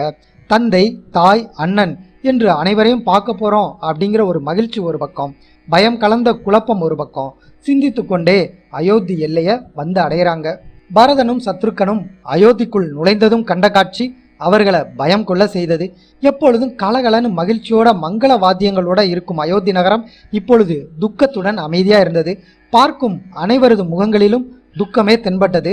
கவலையை அடக்க முடியாம இருவரும் விரைவாக அரண்மனை கோட்டை வாயிலுக்கு வர்றாங்க. அரண்மனை அலங்காரம் இல்லாமலும் சரியாக மொழிகி கோலமிடாமலும் இருந்தது. அனைவரும் துக்கத்துல சாப்பிடாம பட்டினியில இருந்தது அவர்களோட முகத்திலேயே தெரிந்தது. நடக்கக்கூடாத விபரீதம் ஏதோ நடந்துவிட்டது என்பதை இருவரும் புரிந்து கொண்டாங்க. தசரதரின் மாளிகைக்குள்ள நுழைறாங்க. அங்கு தசரதர் இல்ல. கைகேயின் மாளிகைக்குள் நுழைறாங்க. பரதனை கண்டதும் கைகேயி ஓடி வந்து கட்டி அணைச்சா. கைகேயிடம் விழுந்து வணங்குறான் பரதன். பரதன் கிட்ட மகாராஜாவாக இருப்பாயாக அப்படின்னு ஆசீர்வதிக்கிறா. என்ன ஆயிற்று? இங்கு ஏன் எல்லா சோகத்துல இருக்காங்க? எனக்கு ஒன்றும் புரியல. தூதுவர்கள் அவசரமா வரணும், இது வசிஷ்டர் ஆணை அப்படின்னு சொன்னபடியால விரைவா வந்திருக்கோம். அயோத்தி நகரம் முழுவதும் சோகத்தில் இருப்பது போல தெரியுது. தந்தையை சந்திக்க அவரது மாளிகைக்கு போனோம். அங்க அவர் இல்ல. அவருக்கு எனது வணக்கத்தை செலுத்தணும். அவர் எங்க இருக்கார்? என்ன நடந்தது? நடந்தவற்றை சொல்லுங்க அப்படின்னு கேள்வி கேட்டுக்கொண்டே இருந்தான் பரதன். உன் தந்தை உலகத்துல பிறப்பவர்கள் அடைய வேண்டிய சுக போகங்கள் அனைத்தையும் அனுபவித்து விட்டார். பெரும் பாக்கியவானான அவர் பெரும் புகழை பெற்றார். செய்ய வேண்டிய பெரும் வேள்விகள் அனைத்தையும் செய்து முடித்தார். இந்த மண்ணுலகில் உடல் எடுப்பவர்கள் எல்லாம் இறுதியில் சென்று சேர வேண்டிய இடத்துக்கு உன் தந்தை போயிட்டார் அப்படின்னு சொல்றா. தந்தை மடிந்தார் என்ற செய்தியை கேட்டதும் குழந்தைய போல தரையில விழுந்து கதறி கதறி அழுதான் பரதன். அவங்கிட்ட கைகேயி, இந்த வையகத்தை ஆளும் அரசன் ஒருவன் இறந்தவர்களை எண்ணி இப்படி தரையில விழுந்து புலம்பக்கூடாது. இது அரசனுக்கு அழகில்ல. தர்மமும் வேள்வியும் செய்யும் பதவியில அமரப்போற. உன் முகம் சூரியனை போல ஜோதியா பிரகாசிக்குது. உனக்கு ஒரு குறையும் இல்லை. உனக்கு கொடுக்கப்பட்டுள்ள ராஜ பதவியை ஏற்றுக்கொண்டு இந்த நாட்டை ஆழ்வாயாக. மனக்கலக்கத்தை விட்டு தைரியத்தை வரவழைத்து கொண்டு எழுந்து நில் அப்படின்னு சொல்றா. பரதனுக்கு கைகேயி கூறியதன் பொருள் புரியல. என்னுடைய சகோதரன் ராமனுக்கு நான் வந்துவிட்ட செய்தியை அனுப்புங்க. அறம் அறிந்த அண்ணன், தந்தைக்கு சமமானவர், வணக்கத்துக்குரிய அவர் திருவடிகள்ல விழுந்து வணங்கணும் அப்படின்னு சொல்றா. இனி எனக்கு அவர்தான் புகலிடம் அப்படின்னு சொல்றா. மேலும் நான் திரும்பி வருவதற்கு முன்பாகவே உயிர் போகும்படியாக என்ன நோய் தந்தையை பீடித்தது? அவர் இறப்பதற்கு முன்பாக ஏதேனும் ஆணையிட்டு இருந்தால் சொல்லுங்கள், அதனை நான் செஞ்சு முடிக்கிறேன் அப்படின்னு சொல்றான். பரதன் கேட்ட கேள்விகள் அனைத்திற்கும் தன் எண்ணத்தை நிறைவேற்றும் வகையிலேயே கைகேயி பதில் சொல்றா. ராமனும் லக்ஷ்மணனும் சீதையும் திரும்பி வருவதை பார்ப்பவர்கள் பாக்கியவான்கள். எனக்கு அந்த கொடுப்பனை இல்லை என்று ராமா ராமா அப்படின்னு சொல்லிக்கொண்டே இருந்தார். அவர் இரவு நேரத்துல துக்கத்திலேயே இறந்துட்டார். யாருக்கும் கடைசி காலத்துல எதுவுமே சொல்லல அப்படின்னு சொல்றா. பரதன் பதறான். பரதனின் துக்கம் இருமடங்கானது. தந்தையின் இறுதி காலத்துல அண்ணன் இல்லையா? எங்கே சென்று விட்டார்? இப்பொழுது அவர் எங்கே இருக்கிறார் அப்படின்னு பதட்டத்தோட கேட்கிறா. பரதனை சமாதானப்படுத்தி விடலாம் அப்படிங்கிற எண்ணத்துல நடந்ததெல்லாம் சொல்ல ஆரம்பிக்கிறா கைகேயி. ராமன், லக்ஷ்மணன், சீதை மூவரும் உன் தந்தையின் சத்தியத்தை காப்பாற்ற தவம் செய்யும் பொருட்டு வனத்துக்கு 14 வருஷம் போயிட்டாங்க. பரதன் மேலும் பதற்றம் அடைகிறான். என்ன தவறு செய்தார் அண்ணன்? நிரபராதிகள் யாருக்கும் தண்டனை கொடுத்து விட்டாரா? பிராமணர்கள் சொத்துக்கள் எதையும் அபகரித்து விட்டாரா? அண்ணன் சத்தியத்தை கடைபிடிப்பவர், அவர் தவறு செஞ்சிருக்க மாட்டார். எதற்காக வனவாசம் போகணும்? வேறு யாரோ தவறு செஞ்சிருக்காங்க. ஏதோ சூழ்ச்சி நடந்திருக்கு. இந்த அக்கிரம காரியத்தை செய்து வைத்தது யார்? என்ன நடந்தது சொல்லுங்கள் அப்படின்னு பதறான். அதற்கு கைகேயி, ராமர் எந்த தப்பு செய்யல. உன் தந்தை ராமருக்கு பட்டாபிஷேகம் செய்து அரசனாக்க முடிவு செய்தார். அதற்கான செயல்ல விரைவாக ஈடுபட்டார். வசிஷ்டரிடமும் ஆலோசனை செய்து பட்டாபிஷேகம் செய்ய நாள் குறித்தார். உன்னுடைய நலனை கருத்தில் கொண்டு உன்னை அரசனாக்க முடிவு செஞ்சேன். உன் தந்தை பல காலங்களுக்கு முன்பு எனக்கு 2 வரங்கள் கொடுத்திருந்தார். அந்த வரத்தை இப்பொழுது நான் கேட்டு பெற்றுக்கொண்டேன். ஒரு வரத்தின்படி ராமருக்கு பட்டாபிஷேகம் செய்ய நிர்ணயித்த தினத்தன்று உனக்கு பட்டாபிஷேகம் செய்து உன்னை அரசனாக்கணும் அப்படின்னு கேட்டுக்கிட்டேன். இதனால உனக்கு ராமனால் பாதிப்பு எதுவும் வந்துவிடக்கூடாது என்று எண்ணி நாடு கடத்தும் முயற்சியாக 2வது வரமாக ராமரை 14 வருஷம் வனவாசம் செல்ல வேண்டும் அப்படின்னு கேட்டுக்கிட்டேன். 2வது சத்தியத்தை உனது தந்தை நிறைவேற்ற முடியாமல் தவித்தார். அதனை அறிந்த ராமர் தந்தை கொடுத்த சத்தியத்தை காப்பாற்ற வனம் செல்ல முடிவு செய்தான்.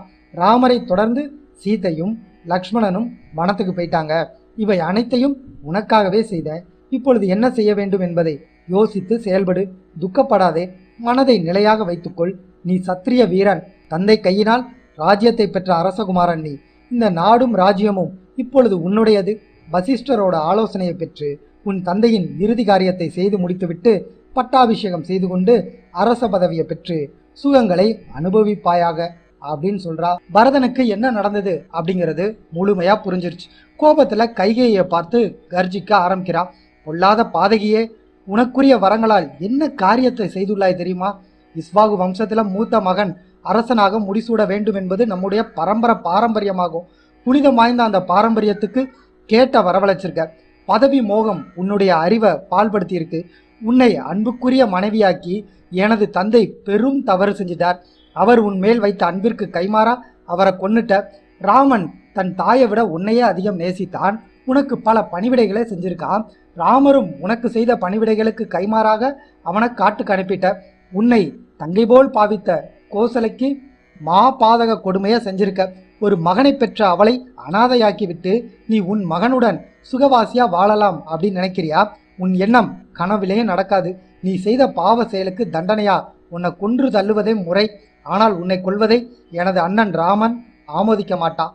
அதனை முன்னிட்டு உனக்கு உயிர் பிச்சை தர்றேன். நீ நாட்டுக்கும் வீட்டுக்கும் உதவாதவ, கெட்ட வழியில சென்று தர்மத்தை கைவிட்டவள். என் தந்தை சென்ற சொர்க்கம் உனக்கு கிடைக்காது, உனக்கு நரகமே கிடைக்கும். நீ பெரும் துக்கத்தை அடைந்து மரணத்தை பெறுவாய், இது நிச்சயம். இந்த உலகத்தை ஆள்வதற்கு மகா பராக்கிரமசாலியான என் தந்தை ராமர் மற்றும் லக்ஷ்மணனையே தனது பக்கபலமா கருதினார். அவர்களை காட்டுக்கு அனுப்பிட்டு என்ன அரசனாக சொல்றியே? இவ்வளோ பெரிய ராஜ்யத்தை ஆள என்னால முடியுமா? உன் ஆசை ஒரு நாளும் நிறைவேறாது. அதை நிறைவேற்றவும் மாட்டேன். எனக்கு ராஜ்யத்தை பெற்றுக் கொடுத்து விட்டதா இன்பத்துல மிதக்கிறாய். உன் முன்னிலையில சபதம் செய்கிறேன், கேட்டுக்கொள். ராமன் இல்லாத அயோத்தியில பரதன் இருக்க மாட்டா. ராமன் அரச உடையை களைந்து தபஸ்விகளுக்கான உடையை அணிந்து கொண்டிருப்பதைப் போல நானும் அதே உடையை அணிந்து கொள்வேன். தந்தைக்கான கடமையை செய்து முடித்துவிட்டு ராமரை தேடிக்கொண்டு காட்டுக்கு போவேன். ராமரை அழைத்து வந்து அரசனாக்கி இந்த ராஜ்யத்தை அவரிடமே ஒப்படைத்து அவருக்கு அடிமையாக இருந்து நீ எனக்கு தேடித்தந்த பழியை போக்கிக் கொள்வே. ராட்சசியே, உன்னுடைய மகன் பரதன் என்ற எண்ணத்தை இப்பொழுதே மறந்துவிடு. இவ்வளவு பெரிய பாவச் செயலை புரிந்த உன்னை என் தாயாக நான் ஏற்க முடியாது. தாய் என்ற ஸ்தானத்திலிருந்து நான் உன்னை துறந்துட்டேன். கோசலையும் சுமத்திரையும் என் தாய், அவர்களை பார்க்க நான் போறேன். என்னை இனி நீ பார்க்க முடியாது அப்படின்னு சொல்லிட்டு பரதன் அங்கிருந்து கோபமா கிளம்புறான். பரதன் வந்துட்டான் அப்படிங்கிற செய்தி அரண்மனை முழுவதும் பரவுது. பரதன் வந்துவிட்டதை அறிந்த கோசலை சுமத்திரையை அழைத்து கொண்டு பரதனை பார்க்க புறப்படுறாங்க. அப்பொழுது பரதனும் சத்ருக்கனும் அங்க வந்து சேர்றாங்க. ராஜ்யம் தனக்கு எளிதில் கிடைத்து விட்டது என்று எண்ணி பரதன் கைகேய நாட்டிலிருந்து பட்டாபிஷேகம் செய்து அரசனாக முடிசூட்டி கொள்ள விரைந்து வந்துட்டா அப்படின்னு கோசலை என்றா. கோபத்துல பரதனிடம் எந்த ஒரு இடையூறும் இல்லாம உனக்கு அரச பதவியை கைகையை பெற்றுக் கொடுத்து விட்டால் அதனை ஏற்றுக்கொண்டு சுகமாக வாழ்வாய். உனது தந்தையை எரியூட்டும் நெருப்பில் விழுந்து நானும் அவருடன் மேலுலகம் சென்று விடுவேன். இங்கு நீயும் உனது தாயும் ரொம்ப மகிழ்ச்சியோட இருங்க அப்படின்னு புலம்புறா. கோசலையின் கொடிய விஷம் போன்ற பேச்சை கேட்ட பரதன் வேதனையில கோசலையின் காலை பிடித்தான். தாயே, நான் கைகேய நாட்டில் வெகு தூரத்தில் இருந்தது தங்களுக்கு தெரியும். இங்கு நடந்த கொடூரமான சூழ்ச்சி நான் அறியாமல் நடந்துவிட்டது. நான் அண்ணன் ராமன் மேல் வைத்திருக்கும் அன்பை நீங்க அறிவிங்க. இந்த பாவ செயலில் எல்லளவும் என்னோட பங்கு இல்லை. நான் பெற்ற சகல அறிவும் ஞானமும் என்னை விட்டு போகட்டும். இந்த உலகத்துல யார் எந்த பாவம் செய்தாலும் அதனுடைய கர்மபலன் என்னையே வந்து சேரட்டும். சத்தியம் செய்கிறேன் தாயே, நடந்தவைகளுக்கும் எனக்கும் எந்த சம்பந்தமும் இல்லை. என்னை பெற்ற தாய் செய்த சூழ்ச்சி எனக்கு தெரியாது. இந்த சூழ்ச்சிக்கு நான் உடன்பட மாட்டேன். அரச பதவியை ஏற்க மாட்டேன். அண்ணன் ராமரை மீண்டும் அழைத்து வந்து அவரையே அரசனாக்குவேன். ஒரு பாவமும் அறியாத என்னை துன்பப்படுத்தாதீங்க அப்படின்னு சொல்லி மயக்கமடைகிறான். பரதனின் மயக்கத்தை தெளிவித்த கௌசலை பரதனின் உள்ளத்தை அறிந்தாள். பரதனை பற்றி தான் எண்ணியது தவறு அப்படிங்கிறதையும் உணர்றா. பரதனை பார்த்து, அன்புக்குரிய மகனே, உன்னுடைய துக்கத்தை பார்த்து என் மனம் 2 மடங்கு துக்கமடையுது. உன் எண்ணத்தை புரிந்து கொண்ட என்னுடைய துக்கம் எனக்கு சிறிதளவு குறையுது. நடந்தவைகளுக்கு நம்ம ஒன்றும் செய்ய முடியாது. விதி வசப்பட்டவர்களா இருக்கோம். புண்ணியவான்களுடைய பதவிகள் எல்லாம் உன்னை வந்து அடையட்டும் அப்படின்னு ஆசீர்வதிக்கிறார். பரதன் வசிஷ்டரை சந்தித்து தன் தந்தைக்கான காரியங்களை விரைவில் செய்து முடிக்க வேண்டும் அப்படின்னு கேட்டுக்கொண்டான். தசரதரோட இறுதி காரியத்தை மன்னனுக்குரிய முறைப்படி செய்து முடித்தார்கள். தந்தையை எண்ணி அழுது புலம்பிய பரதன் சத்ருக்கனை வசிஷ்டர் மற்றும் பல அறிஞர்கள் சமாதானம் செய்ய முயற்சி செய்கிறாங்க. வசிஷ்டரும் மந்திரிகளும் அரச சபையை முறைப்படி கூட்டுறாங்க. பரதனுக்கு தூது அனுப்பி பரதனை அரசவைக்கு வரவழைக்கிறாங்க. நாதம் சங்குகள் முழங்க பரதனை வரவேற்கிறாங்க. நிறுத்துங்கள் அனைத்தையும் அப்படின்னு பரதன் கத்துறான். சத்ருக்கனை பார்த்து, ராஜ்யம் வேண்டாம் என்று சொல்லிவிட்ட பிறகு என்னை ஏன் இவ்விதம் துன்புறுத்துறீங்க? தாய் செய்த சூழ்ச்சியால் இந்த நாடு நல்ல அரசரை இழந்து தவிக்குது.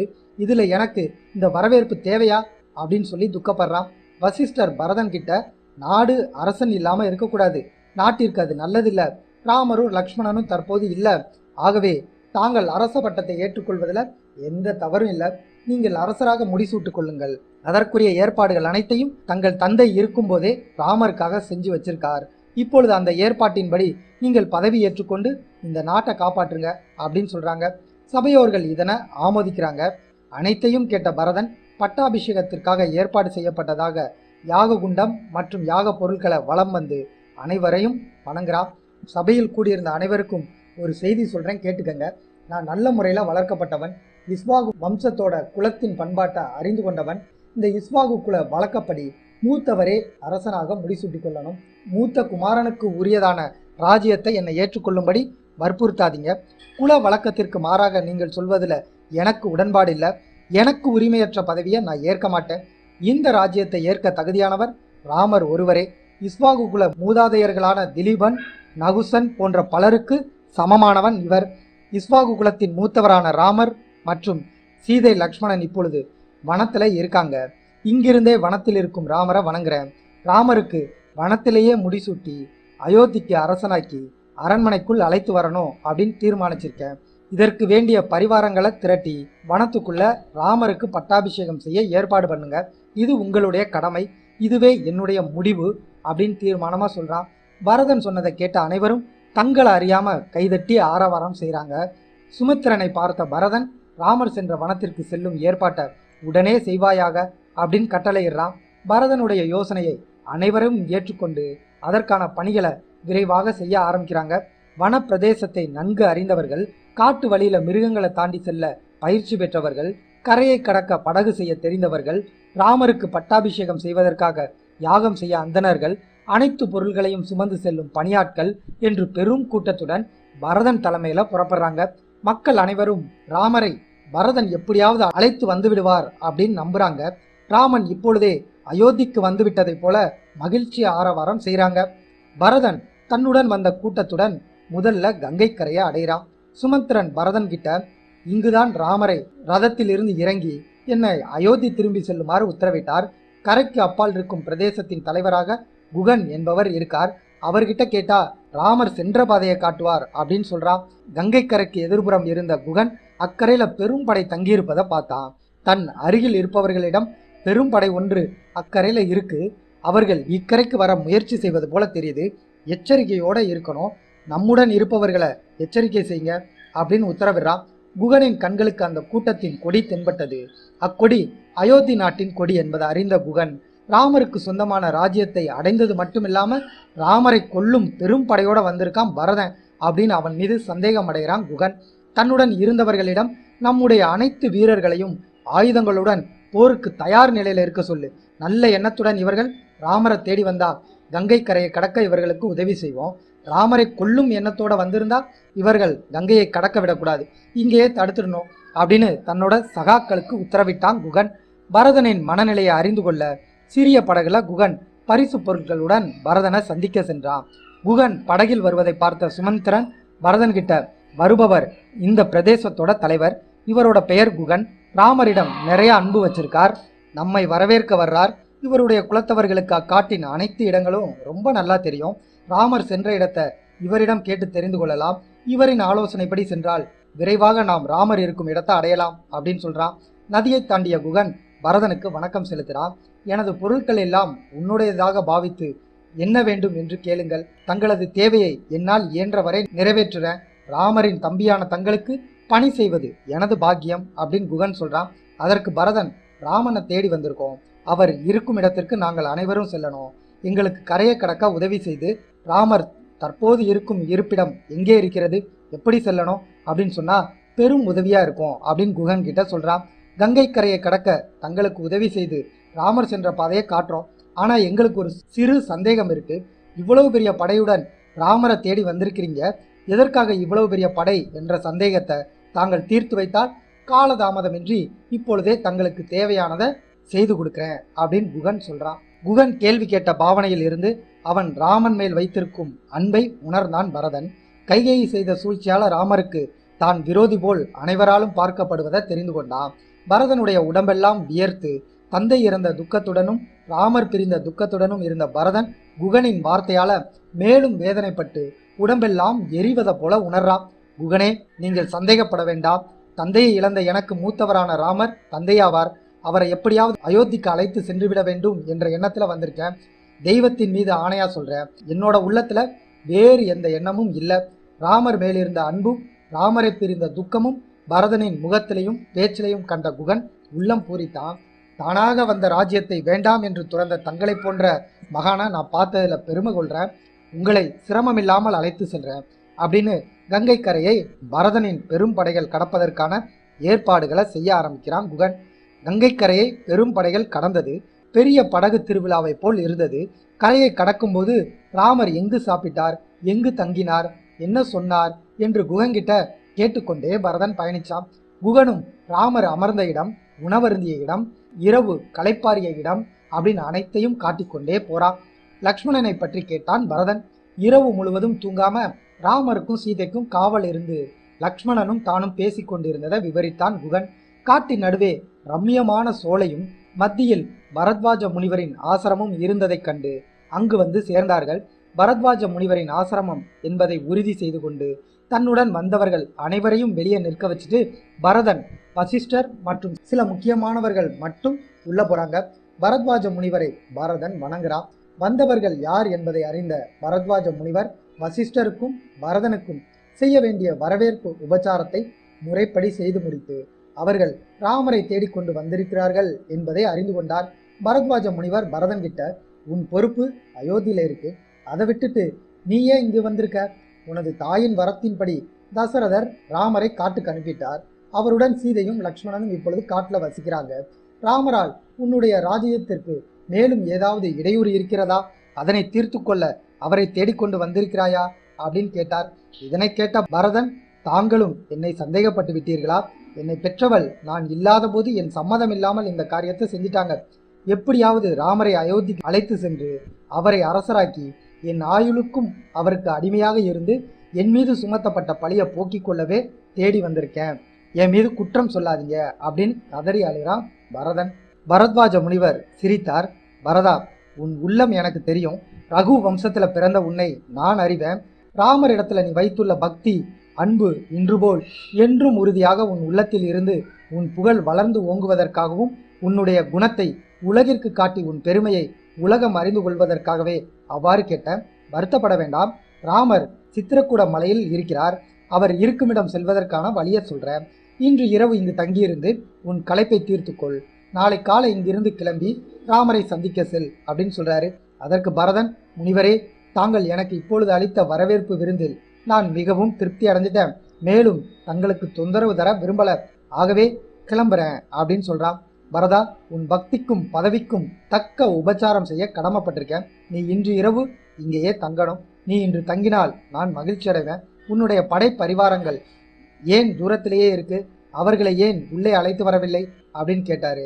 படை பரிவாரங்கள் ரிஷிகளின் ஆசிரமத்திற்கு அருகில் செல்லக்கூடாது என்ற நியமப்படி இங்கே அழைத்து வரல. மேலும் என்னுடன் வந்திருக்கும் கூட்டம் மிக பெரியது. இங்கு அழைத்து வந்தால் உங்களுக்கு தொந்தரவாக இருக்கும். எனவே தூரத்திலேயே நிறுத்தி வச்சிட்டேன் அப்படின்னு சொல்றான். அதற்கு பரத்வாஜ முனிவர், அனைவரையும் இங்கு அழைத்து வா அப்படின்னு கேட்டுக்கொண்டார். பரதனும் அவ்வாறே உத்தரவிட்டான். அனைத்து படைகளும் ஆசிரமத்துக்குள் நுழைந்தது. பரத்வாஜ முனிவர் மந்திரங்களை சொல்லி மயன், வருணன், குபேரன், அக்னி முதலிய தேவர்களை வரவழைத்து பரதனின் படைகளுக்கு விருந்தளிக்க விரும்புகிற அவர்களுக்கு தேவையான அனைத்தையும் செய்வீர்களாக அப்படின்னு கேட்டுக்கொண்டார். காட்டுக்குள் உடனடியாக அற்புதங்கள் நிகழ்ந்தது. எண்ணில் அடங்காத செல்வத்தை வைத்திருக்கும் ஒரு மன்னன் மற்றொரு மன்னனுக்கு விருந்தளிப்பது போல காட்டுக்குள்ள ஒரு கணத்துல பெரிய மாற்றங்கள் உண்டாகின. சந்தனம், புஷ்பம், வாசனை திரவியங்களுடன் அவரவர்களுக்கு தகுந்தாற்போல் வீடுகள் அமைந்தது. அவரவர்களுக்கு பிடித்த உணவு வகைகள் வந்தது. தெய்வீக ரீதியில் சங்கீதம் இசைக்கப்பட்டு கொண்டிருந்தது. படை பரிவாரங்கள் தங்களை மறந்து அனைத்தையும் அனுபவித்தார்கள். இதற்கு மேல் நாம் காட்டிற்குள் செல்ல வேண்டாம், அயோத்திக்கும் செல்ல வேண்டாம், இங்கேயே தங்கிடலாம் அப்படின்னே நினைச்சாங்க. தேவலோக நந்தவனத்தில் இருப்பதைப் போல உணர்ந்தாங்க. எல்லை மீறி அனுபவித்தும் மெய்மறந்தும் தூங்கிட்டாங்க. காலை விடிந்ததும் இரவில் நடந்தது கனவு போல் அங்கிருந்த அனைவருக்கும் மறந்துவிட்டது. அதிகாலை விடிந்ததும் பரத்வாஜ முனிவரின் குடிலை நோக்கி போறான் பரதன். தனது நித்திய பூஜைகளை முடித்துக்கொண்டு வெளியே வந்த பரத்வாஜ முனிவரை பார்த்து வணங்குறான். இரவு அளித்த விருந்து உபச்சாரங்கள் திருப்தியாக இருந்ததா அப்படின்னு பரத்வாஜ முனிவர் கேட்குறாரு. படை பரிவாரங்கள் முதல் மந்திரிகள் வர எல்லோருமே தாங்கள் அளித்த விருந்தை சாப்பிட்டு சுகமாக தங்கினோம். அனைவரது விருப்பங்களும் நிறைவேறிவிட்டன. தேவலோக நந்தவனத்தில் தங்கியது போன்று உணர்ந்தோம். ராமரோட இருப்பிடம் செல்ல வழியும் நாங்கள் இங்கிருந்து செல்ல அனுமதியும் கேட்டு வந்திருக்கேன் அப்படின்னு பரதன் வணங்குறான். பரத்வாஜ முனிவர் பரதனுடன் வந்திருந்த 3 பெண்களை தனக்கு அறிமுகம் செய்து வைக்குமாறு கேட்டுக்கொண்டார். சுமத்திரை, கைகேயி என மூவரையும் ஒருவர் பின் ஒருவராக அறிமுகம் செய்து ஆசி பெற செய்தான். முதல்ல கௌசலைய வர செய்து துக்கப்பட்டு பட்டினியால் வாடிய முகத்துடன் நிற்பவர் பட்டத்து ராணி, பெயர் கௌசலை. இவரே ராமரை பெற்றெடுத்த புண்ணியவதி அப்படின்னு அறிமுகம் செய்கிறான். கௌசலையின் வலதுபுறத்தில் இருப்பவர் சுமித்ரை, 2வது பட்டத்து ராணி. லக்ஷ்மணனையும் சத்ருக்கனையும் பெற்றெடுத்த பாக்கியவதி. இடதுபுறத்தில் நிற்பவர் அரசி வடிவத்தில் இருக்கும் அரக்கி, எங்களுடைய துக்கங்களுக்கெல்லாம் காரணமாக இருப்பவள் அப்படின்னு சொல்லி கைகேயியை அறிமுகம் செய்கிறான். மூவரும் பரத்வாஜ முனிவரை சுற்றி வந்து வணங்கி நிற்கிறாங்க. கைகேயி கவலையுடன் முகத்தை மறைத்து கொண்டு வணங்கி நின்றாள்.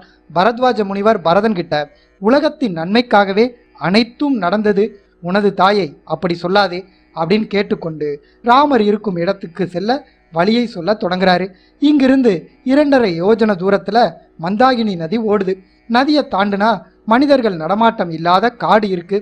அதற்கு தெற்கு பகுதியில சித்திரக்கூட மலை இருக்கு.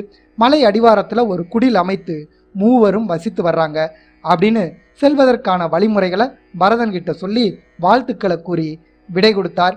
பரதன் தன் படை பரிவாரங்களுடன் பரத்வாஜ முனிவர் காட்டிய பாதையில போறான்.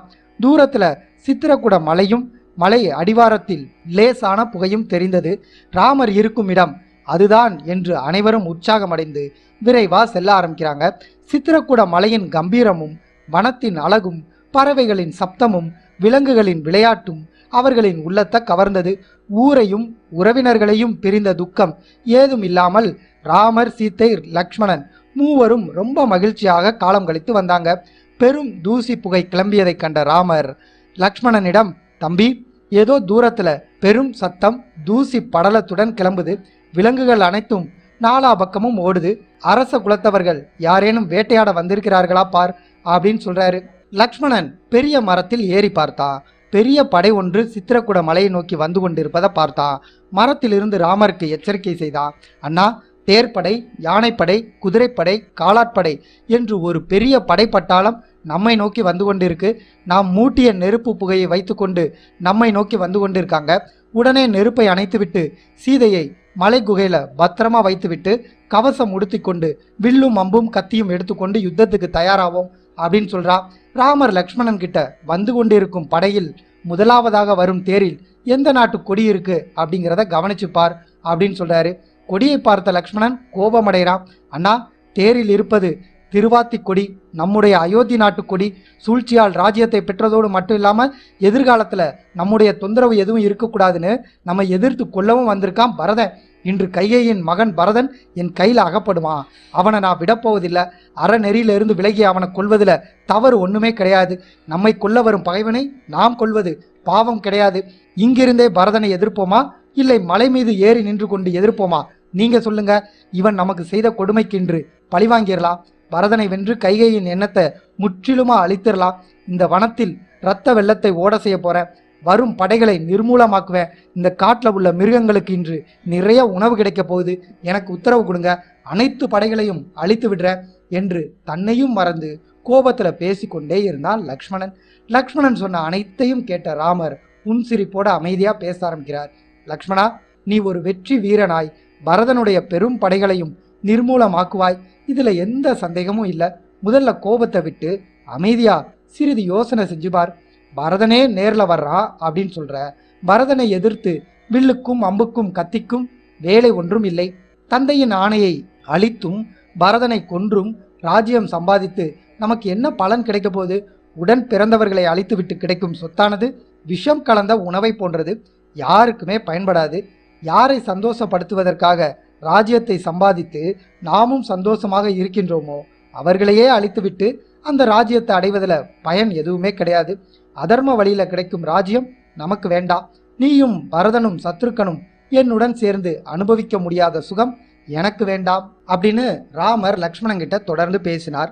பரதன் இப்பொழுது இங்கே ஏன் வர்றான் என்பதை நான் அறிவேன். பரதன் எல்லளவும் தர்மம் தவறாதவன். நம்மில் யாருக்கும் தீமை செய்யும் எண்ணம் கூட இதுவரை பரதனுக்கு வந்ததில்லை. ராஜ்யத்தை எனக்கு கொடுத்து விடுவதற்காகவே வந்து கொண்டிருக்கான்.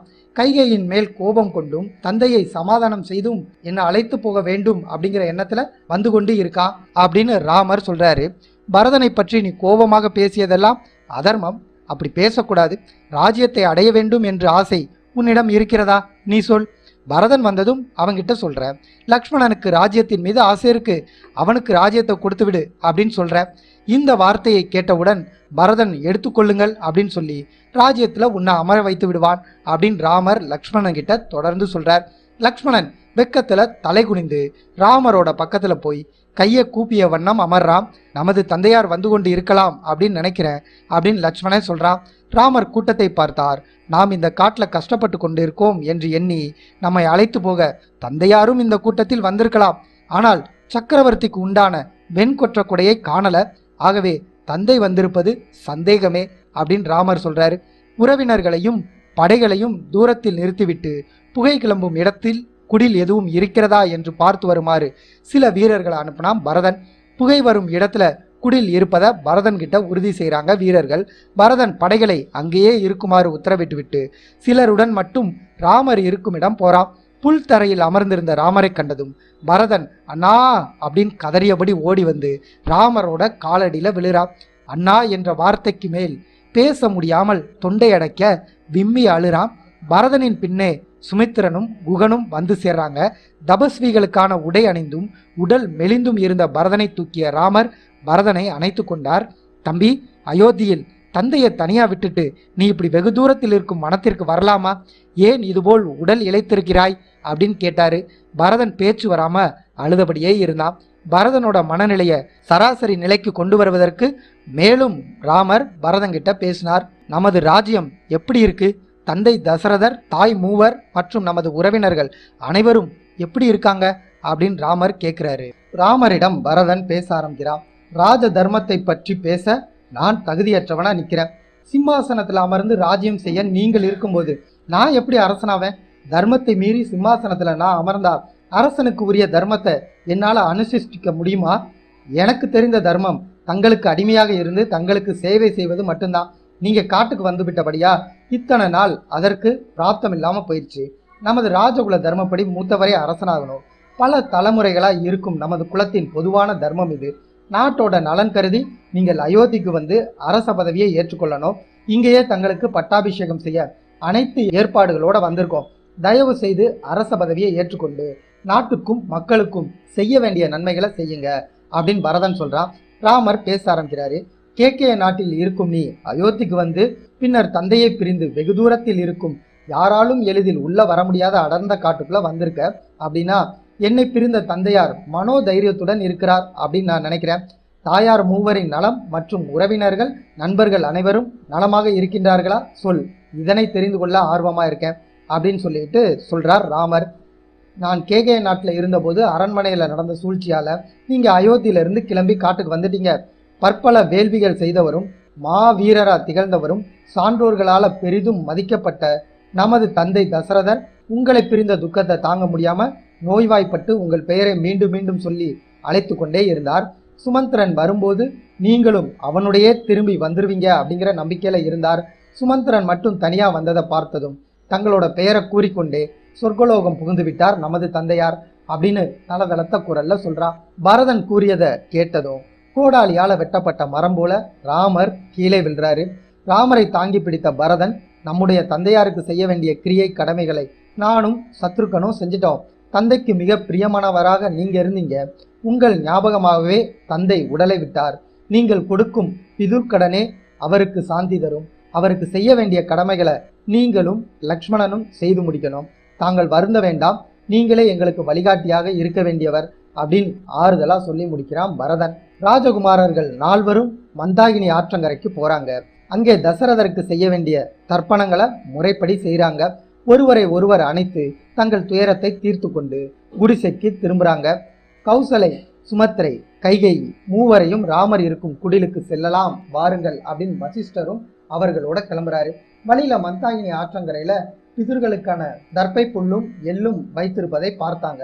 இந்த ஆற்றங்கரையில் இருந்துதான் தங்களுக்கு தேவையான நீரை எடுத்துக்கொண்டு செல்வீர்கள். அருகில்தான் ராமர் இருக்கும் குடிசை இருக்கிறது அப்படின்னு வசிஷ்டர் சொல்றாரு. எவ்வளவு வசதியாக வாழ்ந்த ராஜகுமாரர்கள் இங்கிருந்து குடிசை வரை தண்ணீரை சுமந்து கொண்டு போறாங்களா அப்படின்னு கௌசலை அழ ஆரம்பிக்கிறார். சுமத்திரை கௌசலைய ஆறுதல் படுத்துறார். ராமருக்காக லக்ஷ்மணன் தினந்தோறும் தண்ணீரை சுமந்து கொண்டு செல்வதை மகிழ்ச்சியாகவே செய்வான்.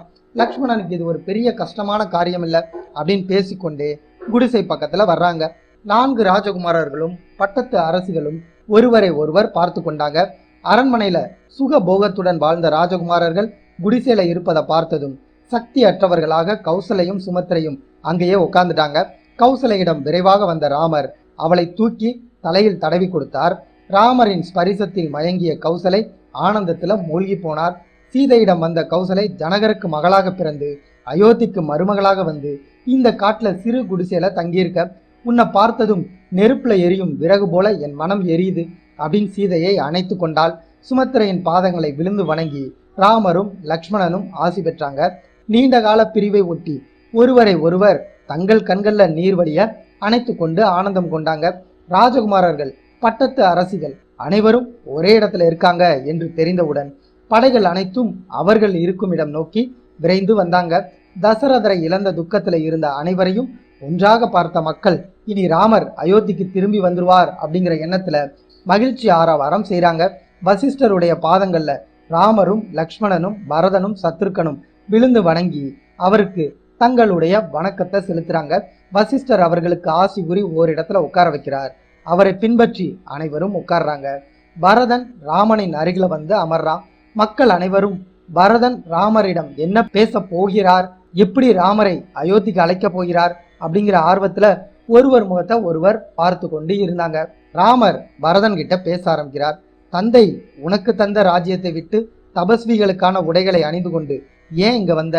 மக்களுக்கு செய்ய வேண்டிய பணிகள் இருக்கும்போது கடமையை விட்டு வந்திருக்கும் காரணம் என்ன அப்படின்னு தெரிந்து கொள்ள விரும்புகிறேன், சொல் அப்படின்னு சொல்றாரு. பரதன் பல தடவை பேச ஆரம்பித்து பேச முடியாமல் திக்கி திணறி மெதுவா பேச ஆரம்பிக்கிறான். உங்களை காட்டுக்கு அனுப்பிவிட்டு யாரும் செய்ய துணியாத காரியத்தை செய்து விட்டேனே அப்படிங்கிற துக்கத்துல வெந்து மேலுலகம் சென்று விட்டார் தந்தை. என்னை பெற்றவளும் தான் விரும்பிய சந்தோஷத்தை பெற முடியாமல் மகா பாவம் செய்து உலகத்தால் பழிக்கப்பட்டு உயிரோட நரக வேதனை அனுபவித்துக் கொண்டு சோகத்துல மூழ்கி இருக்கா. அயோத்தி மக்கள் துக்கமே வடிவமாக மகிழ்ச்சியை தொலைத்து கொண்டு நிற்கிறாங்க. மாற்றங்கள் எதுவும் செய்து இனி தந்தையை பெற முடியாது. ஆனா நீங்க அரச பதவியை ஏற்க சம்மதம் தெரிவித்து உங்களுக்கு உரிய ராஜ்யத்தை நீங்கள் அடைந்தால் அயோத்தி மக்கள் அனைவரும் மகிழ்ச்சி அடைவாங்க.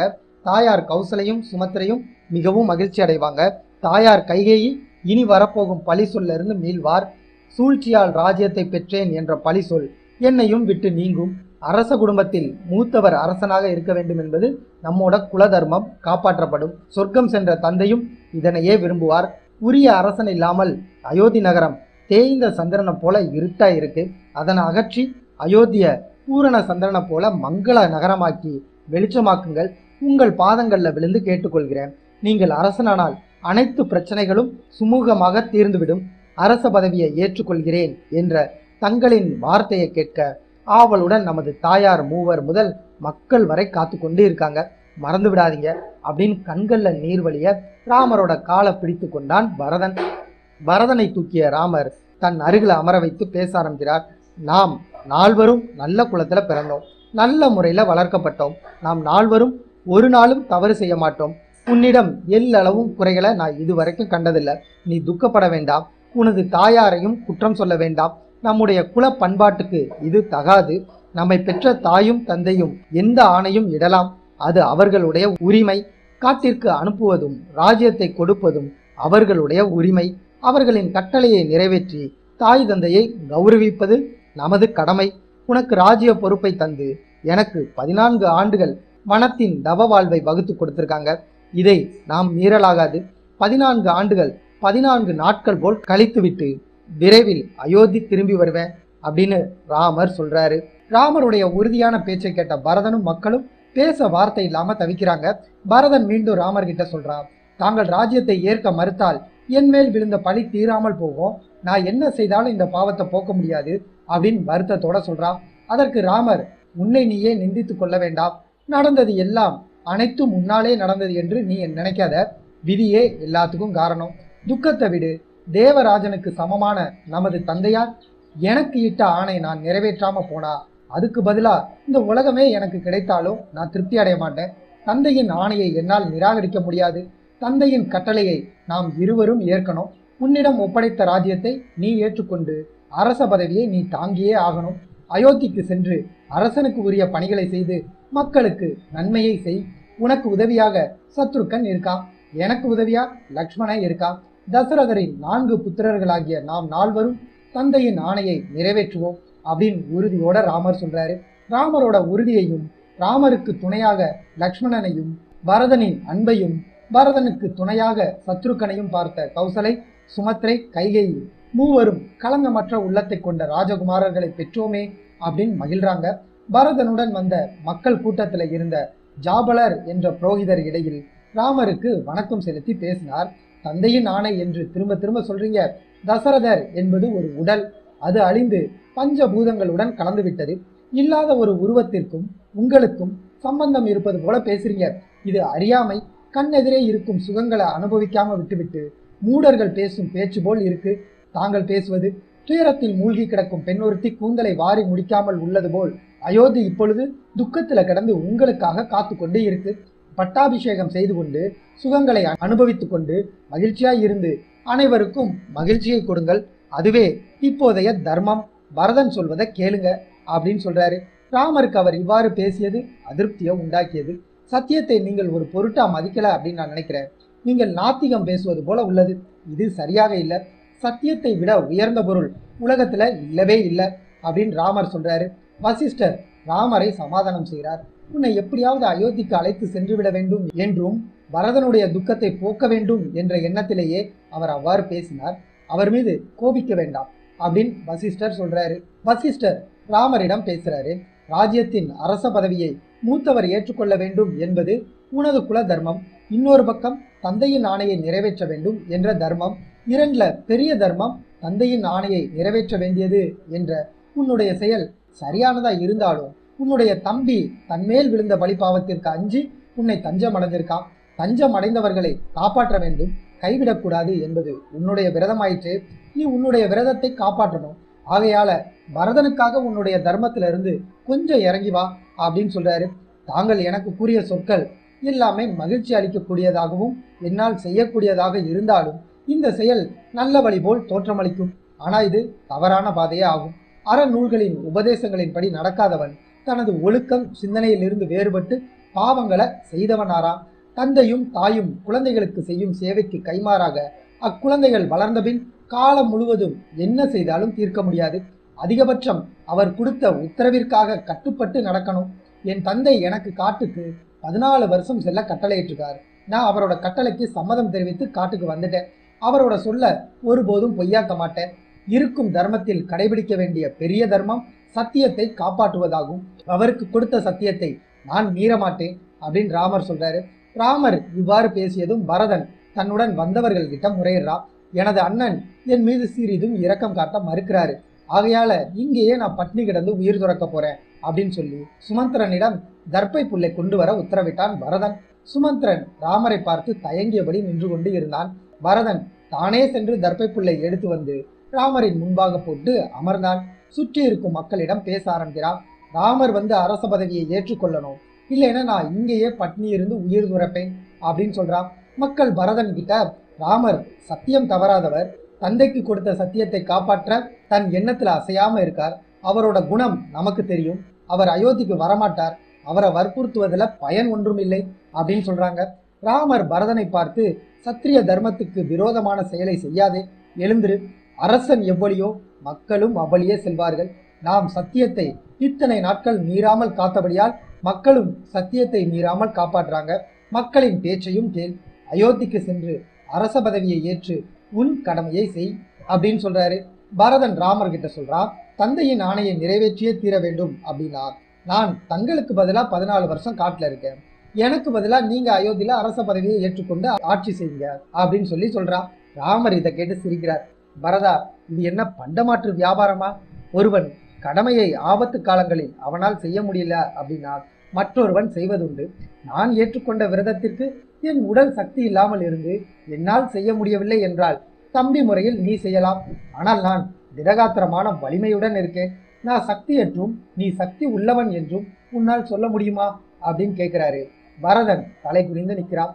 வசிஷ்டர் பரதன் கிட்ட, நீ ராமனுடைய அனுமதியை பெற்றுக்கொண்டு அரசாட்சி செய், இதனால் எந்த பழிபாவமும் உன்னை வந்து சேராது, சத்தியமும் தர்மமும் காக்கப்படும் அப்படின்னு சொல்றாரு. ராமர் பரதனை அழைத்து, அயோத்தியை நான் உனக்கு தந்த ராஜ்யமாக எண்ணி அரசாட்சி செய் என்று தன் அன்பின் சக்தியெல்லாம் அவன் மீது செலுத்தி கட்டளையிட்டார் ராமர். பரதன் ராமரிடம், அண்ணா, நீயே என் தந்தை, என் தெய்வம், நீ சொல்கின்றபடி செய்கிறேன். நீங்கள் 14 வருடம் முடிந்ததும் அயோத்திக்கு வந்து அரச பதவியை ஏற்றுக்கொள்வேன் அப்படின்னு உறுதிமொழி கொடுங்க. பின்னர் உங்கள் மிதியடியை தந்தீர்கள் என்றால் உங்கள் மிதியடியை சிம்மாசனத்தின் மீது வைத்து 14 வருடங்கள் கழித்து நீங்கள் வரும் வரை ஆட்சி செய்வேன். எனது பணிகள் அனைத்தையும் உங்கள் மிதியடிக்கு சமர்ப்பிப்பேன் அப்படின்னு பரதன் சொல்றான். அப்படியே அப்படின்னு சொன்ன ராமர் தனது மிதியடியை பரதன் கிட்ட கொடுக்கிறார். பரதன் ராமரின் மிதியடியை பெற்றுக்கொண்டு தன் தலையில் வைத்து கொண்டு அயோத்தி நகரை நோக்கி நடக்க ஆரம்பிக்கிறான். தாயார் மூவரும் பின்தொடர அனைவரும் அயோத்தி நோக்கி சென்றாங்க. அயோத்தி செல்லும் வழியில பரத்வாஜ முனிவரிடம் நடந்தவற்றை சொல்லி அவரிடம் ஆசி பெற்றான் பரதன். பரதனுடைய குணத்தை பாராட்டிய பரத்வாஜ முனிவர், மழைநீர் பள்ளத்தை நோக்கி பாய்வதை போல உன் குலத்தின் நெறி உன்னை அடைந்திருக்கிறது. உன்னை பெற்ற தந்தை பெரும் பாக்கியவான், அவன் இறக்கவில்லை, உன் சொரூபத்தில் அமரராக இருக்கிறார் அப்படின்னு சொல்லி வாழ்த்துறாரு. அயோத்தி நகரை அடைந்ததும் பரதன் வசிஷ்டர் மற்றும் மந்திரிகள் அனைவரையும் சபைக்கு வர வைக்கிறான். அந்த ராஜ்யம் ராமருடையது. தற்காலிகமாக அவர் என்னிடத்தில் ஒப்படைத்திருக்கிறார். அண்ணனுக்கு பதிலாக அவரின் மிதியடியை அரசரின் சிம்மாசனத்தில் அமர்த்தியிருக்கேன். ராமர் 14 ஆண்டுகள் கழித்து திரும்பி வரும் வரையில நான் அருகில் இருக்கும் நந்தி கிராமத்திலிருந்து ஆட்சி செய்து அவர் எனக்கு இட்ட கட்டளையை நிறைவேற்ற போறேன். தாங்கள் அனைவரும் அதுக்கு உறுதுணையாக இருந்து நல்வழி காட்டுங்கள் அப்படின்னு சொல்றான். ராமர் வசித்த சித்திரகூடம் காட்டு பகுதியில் இருந்த ரிஷிகள் ராமரை சந்திக்க வர்றாங்க. இந்த காட்டில் ராவணனுடைய இளைய தம்பி கரண் என்ற ராட்சசன் அடிக்கடி வந்து எங்களுக்கு தொல்லை கொடுக்கிறான். எனவே நாங்கள் வேறு இடத்திற்கு செல்ல முடிவு செஞ்சிருக்கோம். தங்களை ஒருமுறை பார்த்துவிட்டு செல்லலாம் அப்படின்னு வந்தோம். உங்களுக்கு விருப்பம் இருந்தால் தாங்களும் எங்களுடன் வந்துவிடலாம் அப்படின்னு சொல்றாங்க. ராட்சசனுக்கு பயந்து இங்கிருந்து செல்ல வேண்டாம், இங்கேயே இருங்கள், வரும் ராட்சசங்களை நான் பார்த்து கொள்கிறேன் அப்படின்னு ராமர் அவர்களுக்கு தைரியம் சொல்றார். ஆனால் ரிஷிகள் ராமர் எவ்வளவு சொல்லியும் கேட்காம அங்கிருந்து கிளம்பிட்டாங்க. ரிஷிகள் அனைவரும் சென்றவுடன் ராமருக்கு தனது உறவினர்களின் ஞாபகம் வந்தது. பரதன் தனது 3 தாயாருடன் வந்ததும் அங்கே தங்கியிருந்து அவர்களிடம் பேசியதும் ராமரின் நினைவை விட்டு செல்லல. லக்ஷ்மணனிடமும் சீதையிடமும் நமது நாட்டு மக்களும் உறவினர்களும் வந்து சென்றதும் எனக்கு அவர்களின் நினைவு அதிகமா இருக்கு. வேறு இடத்திற்கு சென்றால் நலமாக இருக்கும் அப்படின்னு நினைக்கிறேன்னு சொல்றாரு. நாமும் இங்கிருந்து கிளம்பி வேறு இடத்திற்கு செல்லலாம் அப்படின்னு சொல்றாரு. லக்ஷ்மணனும் சீதையும் ராமரின் சொல்லை ஆமோதித்து சித்திரகூட மலையிலிருந்து கிளம்ப ஆயத்தமானார்கள். சித்திரகூட மலையிலிருந்து கிளம்பியவர்கள் அத்திரி மகரிஷி ஆசிரமத்திற்கு சென்று அவருக்கு வணக்கம் செலுத்துறாங்க. ராமரை வரவேற்ற அத்திரி மகரிஷியும் அவரது மனைவி மகா தபஸ்வியுமான அனுஷியையும் அவர்களை வரவேற்று ஆசீர்வாதம் செய்து உபசரிக்கிறாங்க. அனுஷியை சீதையிடம், காட்டிற்கு செல்ல முடிவெடுத்த கணவருடன் நீயும் வந்து கஷ்டங்களை அனுபவித்து எல்லோருக்கும் வழிகாட்டியா இருக்க அப்படின்னு பாராட்டி தன் அன்புக்கு அடையாளமாக ஆபரணங்களும் ஆடைகளும் கொடுத்தால் அத்திரி மகரிஷியின் வேண்டுகோளின்படி அன்று இரவு அவர்களின் குடிசையில தங்குறாங்க. அத்திரி மகரிஷியிடம், நாங்கள் சித்திரகூட மலையிலிருந்து வேறு இடத்துக்கு போக தீர்மானிச்சிருக்கோம், நாங்கள் வசிக்க சிறந்த வேறு ஒரு வனப்பகுதியை சொல்லுங்க அப்படின்னு நடந்தது சொல்றார் ராமர். அதற்கு அத்திரி மகரிஷி, அறநெறியில செல்லும் வனவாசிகளாக தபஸ்விகள் தண்டகாரண்யத்தில் வசிக்கிறாங்க. அந்த காட்டுல இருக்கும் தபசிகளுக்கு அரக்கர்கள் மிகவும் தொந்தரவு கொடுக்குறாங்க, பலவிதமான வடிவங்களை எடுத்து துன்புறுத்துறாங்க. மனிதர்களை தின்னும் அரக்கர்களும் அந்த காட்டுல இருக்காங்க. அங்கு சென்று நீங்கள் அந்த அரக்கர்களை அழிக்கணும். அக்காடு எளிதில் உள்புக முடியாத அடர்ந்த காடா இருக்கும். தபஸ்விகள் பழம், பூ, வேள்விகளுக்கான பொருட்களை சேகரித்து செல்லும் வழி ஒன்று இருக்கு, அதன் வழியாக உள்ளே போலாம் அப்படின்னு சொல்லி அந்த காட்டிற்கு செல்லும் வழியை காட்டினார் அத்திரி மகரிஷி. உங்கள் பயணம் நல்லபடியாக அமைந்து செல்லும் காரியம் நிறைவேற வேண்டும் அப்படின்னு ஆசீர்வதிக்கிறார். அத்ரி மகரிஷி ராமர், சீதை, லக்ஷ்மணனோடு மேக கூட்டத்தில் பிரவேசிக்கும் சூரியனைப் போல் அந்த காட்டுல புகுந்தார். இத்துடன் அயோத்தியா காண்டம் முடிவடைந்தது.